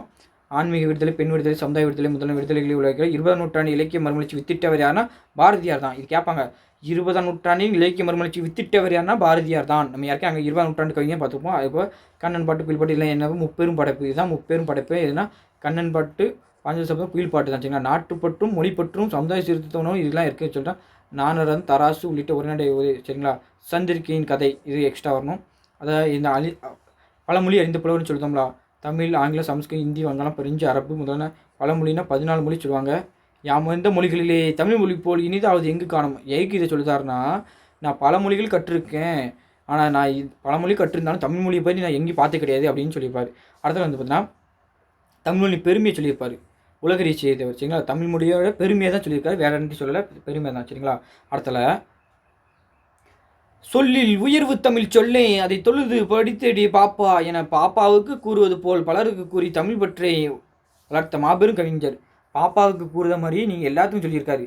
அதாவது சொல்லில் உயர்வு தமிழ் சொல்லே தான், அதை தொழுது எப்படி படிக்கணுமோ அதை தொழுது படித்திடு பாப்பா, தொழுது படுத்திடடி பாப்பா அப்படின்னு சொல்லியிருப்பாரு சரிங்களா. படர்முகில், படர்ந்த முகில், படகின்ற முகில், படர்முகில் வினைத்தொகை ஓகே. செழும்போன், செழுமையான பொன், பெரும்புதம், பெருமை பூதம், கருஞ்சிகரம், கருமை பிளஸ் சிகரம், பண்புத்தொகை, தங்கத்தீவுகள், தங்கத்தொனிகள், பொற்கரை, தங்கத்திமிங்கலம், இதெல்லாம் உருவகங்களாக என்னதுன்னா உருவம் படுத்திதான் நான் யாருக்கே சொல்லிட்டேன். சுடர் ஒளி, சுடர்ந்த ஒளி, சுடர்கின்ற ஒளி, சுடர்மொழி இப்படி வந்து பார்த்தீங்கன்னா இருக்குது சரிங்களா. இப்போது நம்ம என்ன பார்க்க போகிறோம்னா இலக்கண குறிப்பு பார்க்க போகிறோம் சரிங்களா. இலக்கண குறிப்பில் வந்து பார்த்தோன்னா படர்முகில்னு பார்க்க போகிறோம். படர்முகில்னா நம்ம யாருக்கே பார்த்து தானே படர்முகில், நீங்கள் வரேன். படர்முகில் பாருங்கள், படர்முகில் பார்த்தோன்னா வினைத்தொகை பார்த்துட்டோம், மீதிலாம் பார்த்துட்டோம். இப்போ பார்த்தோன்னா இலக்கண குறிப்பு படர்முகில்னா என்ன, வினைத்தொகை, செலும்பொன்னா பண்புத்தொகை, தங்கத்திற்குனா உருவகம் பார்த்துட்டோம். இப்போ புணர்ச்சி விதி, செலும்பொன்னா எப்படி பிரிக்கலாம், செழுமை ப்ளஸ் பொன் அப்படின்னு பிரிக்கலாமா? செழுமை ப்ளஸ் பொன், அதாவது வந்து பார்த்தீங்கன்னா செழுமை ப்ளஸ் பொண்ணுன்னு பிரிக்கலாம். அப்போது செழுமை ப்ளஸ் பொண்ணை ஈடுபொது விதிப்படி மை கெட்டுட்டும். அப்போது வந்து பார்த்தீங்கன்னா ஈடுபொது விதிப்படி என்ன, நிலைமொழியில் ஈட்டுள்ள மை விதி கெட்டு. அடுத்தல வந்து பார்த்தீங்கன்னா எதுனா இனமைகள் என்னும் விதிப்படி வந்து பார்த்தீங்கன்னா இப்பு வந்துடும். இனமைகள் விதிப்படி இப்பு வந்துட்டு செழு, அதான் பாருங்க செழு, அதில் ப்ளஸ் இப்பு வந்து பொண்ணு ஆகும். அப்போது அந்த இப்பு ப்ளஸ் ஓ என்ன ஆயிட்டு, இப்பு ப்ளஸ் அங்கே பொண்ணுக்கு ஓ இருக்கும். அப்போது செலும் பொண்ணு ஆயிரும். சரிங்களா? அடுத்தது வந்து பார்த்தோன்னா வேறு பாருங்கள், பெரும்பூதம்னு எப்படின்னா ஈர்பொது விதிப்படி மை கெட்டு அடுத்த இனமைகள் விதிப்படி வந்து பார்த்தீங்கன்னா அதுக்கு இனமான மகரம் தோன்றும். அதேமாதிரி தான் இந்த ரெண்டுமே ஒரே மாதிரி தான். சரிங்களா? அதாவது அதுக்கு இனமான வந்து பார்த்தீங்கன்னா இப்புக்கு இனமான வந்து மகரம் தோன்றி அதான் இதாகிடுது. சரிங்களா? அது கருஞ்சிகரமும் கருமை ப்ளஸ் சிகரம் அப்படி பிரிப்போம். அதே இனமைகள் விதிப்படி தோன்றி அதுக்கு இனமான நகரம் ககரம் தோன்றும். சரிங்களா? இஞ்சி தோன்றும். அந்த தோன்றி இஞ்சி ப்ளஸ் சி அப்படின்னு வந்து சி ஆயிடுது. சரிங்களா? இருள் ப்ளஸ் கடல், அதாவது லா வேற்றுமையில் ரடவும் என்னும் விதிப்படி வருமொழி முதலில் வல்லினம் இக்கு ஆப்ளஸ் ஆ வந்ததால் நிலைமொழி ஈட்டில் லகரம் வந்து டகரமாய் திரிந்து இருட்கடலில் ஆயிடுச்சுன்னு இருக்குது. இது தனி நான் உங்களுக்கு நடத்தேன், அதுதான் அந்த விதி தான். சரிங்களா? அடுத்து வந்து பார்த்தீங்கன்னா குயில் பாட்டு படிக்க போகிறோம். குயில் பாட்டோட கதை இப்போ உங்களுக்கு சொல்லுவேன். அதுக்கப்புறம் வந்து பார்த்தீங்கன்னா குயில் பாட்டை படிச்சுக்கலாம். சரிங்களா? குயில் பாட்டு கதை என்னதுன்னா, குயில் பாட்டு கதை சொல்லியிருந்தேன். சரிங்களா? அதாவது 1920 வந்து பார்த்தீங்கன்னா பாரதி இறந்துருவார். ஆனால் இந்த இது வந்து பார்த்தீங்கன்னா குயில் பாட்டு எப்போ அச்சு எறியுதுன்னு கேட்பாங்க. 1923 அச்சு எறியுது. இந்த குயில் பாட்டு எப்போ எழுதினார்னா 1914 இல்லை 15ன்னு யார் சொல்லுதானா, அவரோட வந்து பார்த்தீங்கன்னா ஃப்ரெண்டு யார் சொல்லுதாருன்னா மகாகவி பாரதின்னு ஒரு நூல் எழுதின மகாகவி பாரதி, அதாவது சில புதிய உண்மைகள் என்ன ஒரு நூல் எழுதினவர் ஸ்ரீனி விஸ்வநாதன். இங்கே பாருங்கள், அதாவது வந்து பார்த்திங்கன்னா அவர் சொல்லியிருப்பார் 1914 இல்லை 15 தான் எழுதுனதாக இருக்கும்னு சொல்லியிருப்பார். அதாவது வந்து பார்த்தீங்கன்னா குயில் பாட்டோட கதையே என்னது தெரியுமா? குயில் பாட்டு வந்து பார்த்தீங்கன்னா பாரதி வந்து பார்த்தீங்கன்னா புதுச்சேரியில் இருப்பார்ல, அப்போ வந்து பார்த்தீங்கன்னா முத்தியாலுப்பேட்டை என்ற ஒரு பகுதி நகரில் மேற்கே அந்த புதுச்சேரிக்கு மேற்க வந்து பார்த்தீங்கன்னா என்னென்னா முத்தியாலுப்பேட்டைன்னு ஒரு பகுதி இருக்குது, அந்த நகர் இருக்குது, ஒரு நகர் இருக்குது. அங்கே வந்து பார்த்தீங்கன்னா கிருஷ்ணசாமி செட்டியார் என்பது ஒரு தோப்பு இருக்கும். அந்த தோப்பில் வந்து பார்த்தீங்கன்னா மரங்கள் நல்லா அடர்ந்து நல்ல இயற்கை அழகு உள்ள நல்ல இயற்கை எழிலெலாம் நல்லா எல்லாமே இருக்கும். அந்த தோப்புக்கு வந்து பாரதி ஒரு தடவை போயிருப்பார். அப்போ அந்த இயற்கை அழகில் வந்து மயங்கி அங்கே தொடர்ந்து வந்து பார்த்தீங்கன்னா குயில் கூவதை கேட்டிருப்பார். அந்த குயில் கூவதை கேட்டோன்னு நினச்சிப்பாருன்னா உடனே குயில் பாட்டை உடனே பாரதியார் வந்து பாரதி பாடிவிட்டாராம். அதுதான் உண்மை. சரிங்களா? இவ்வாறு தன் குயில் பாட்டு தோன்றியதுன்னு அது பார்த்தா அவர் ஃப்ரெண்டு யார் சொல்லியிருப்பாருன்னா வாரா சொல்லுவோம்ல, அவர் சொல்லியிருப்பார். சரிங்களா? குயில் பாட்டோட கதை இருந்துன்னா குயில் பாட்டோட கதையே கொஞ்சம் விந்தியானதாக இருக்கும், நல்லா வித்தியாசமாக இருக்கும். ஏன்னா அந்த புது நகருக்கு மேற்கில் ஒரு மாஞ்சோலை, அங்கே வேடர் வராத ஒரு நாளையில் விந்தை குயில் ஒன்று கூவிட்டு இருக்குது. என்ன கூவுது? அந்த குயில் என்ன கூவுதுன்னா காதல் காதல் காதல் போயின் காதல் போயின் சாதல் சாதல் அப்படின்னு ஒரு பாட்டை படிச்சுட்டு கூவிட்டே இருக்கும் என்று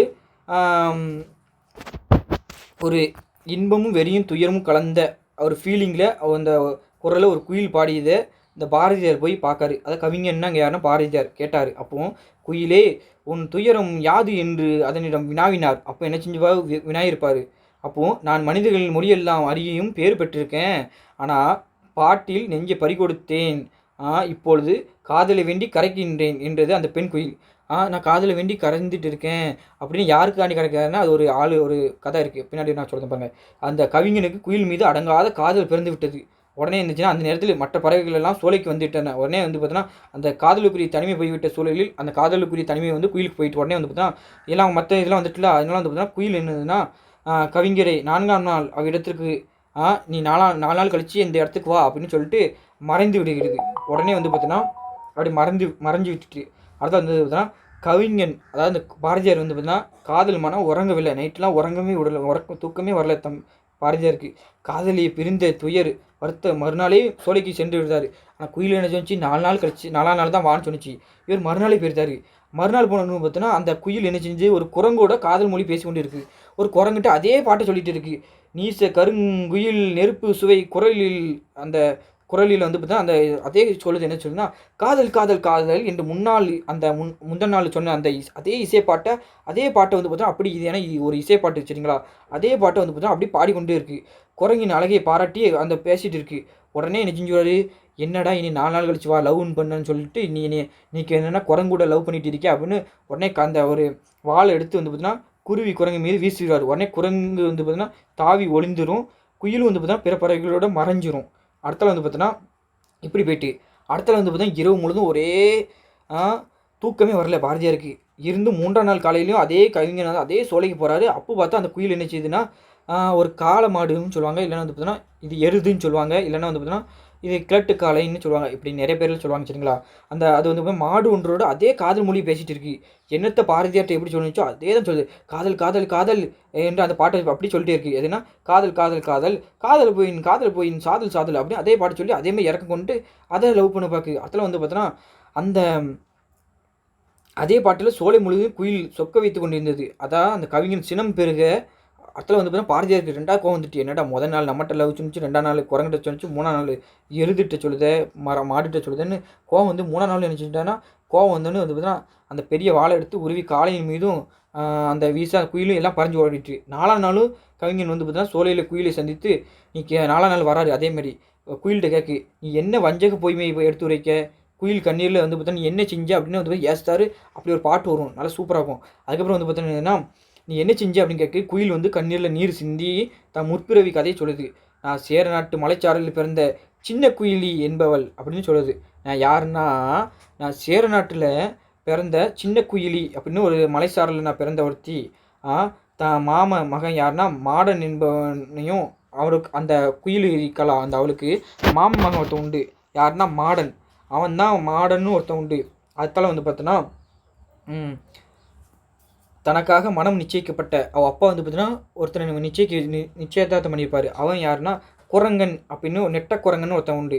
அவனையும் வந்து பார்த்தா புறக்கணித்து விட்டு அந்த மலைச்சாரலுக்கு வரும் சேர இளவரசன் பால் மையல் கொள்கிறேன்னா காதல் கொண்டு இருக்கேன் அப்படி காதல் அதுக்கு லவ் பண்ணியிருப்பார்.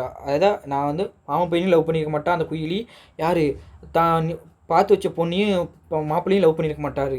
அந்த குயிலி வந்து லவ் பண்ணியிருக்க மாட்டா. அவள் வந்து பார்த்தா மலைச்சாரலில் இருக்க இளவரசர் லவ் பண்ணிகிட்டே இருப்பாள்.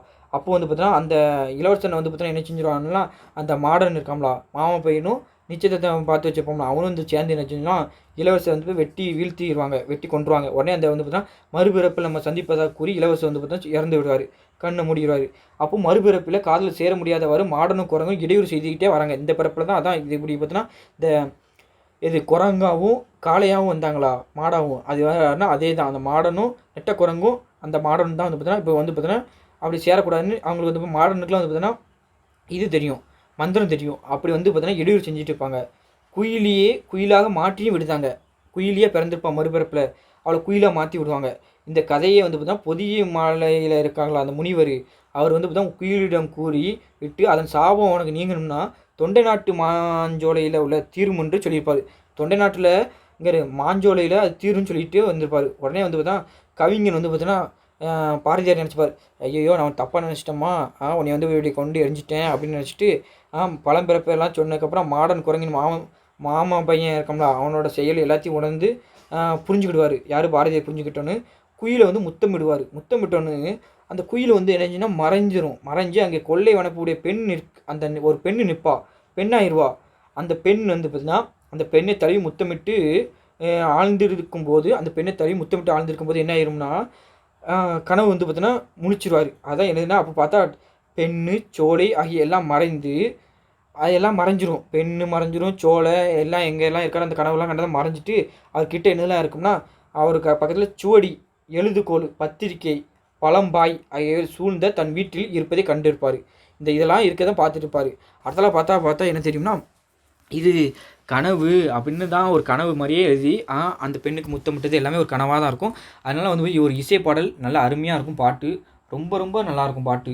ஏன்னா வந்து பார்த்தீங்கன்னா குயில் பாட்டு மாதிரி வந்து பார்த்தீங்கன்னா இசை பாட்டு. ஏன்னா பாரதிக்கு பெருமை சேர்த்தது குயில் பாட்டு தான். சரிங்களா, இப்போ பாட்டுக்குள்ளே போகலாம்.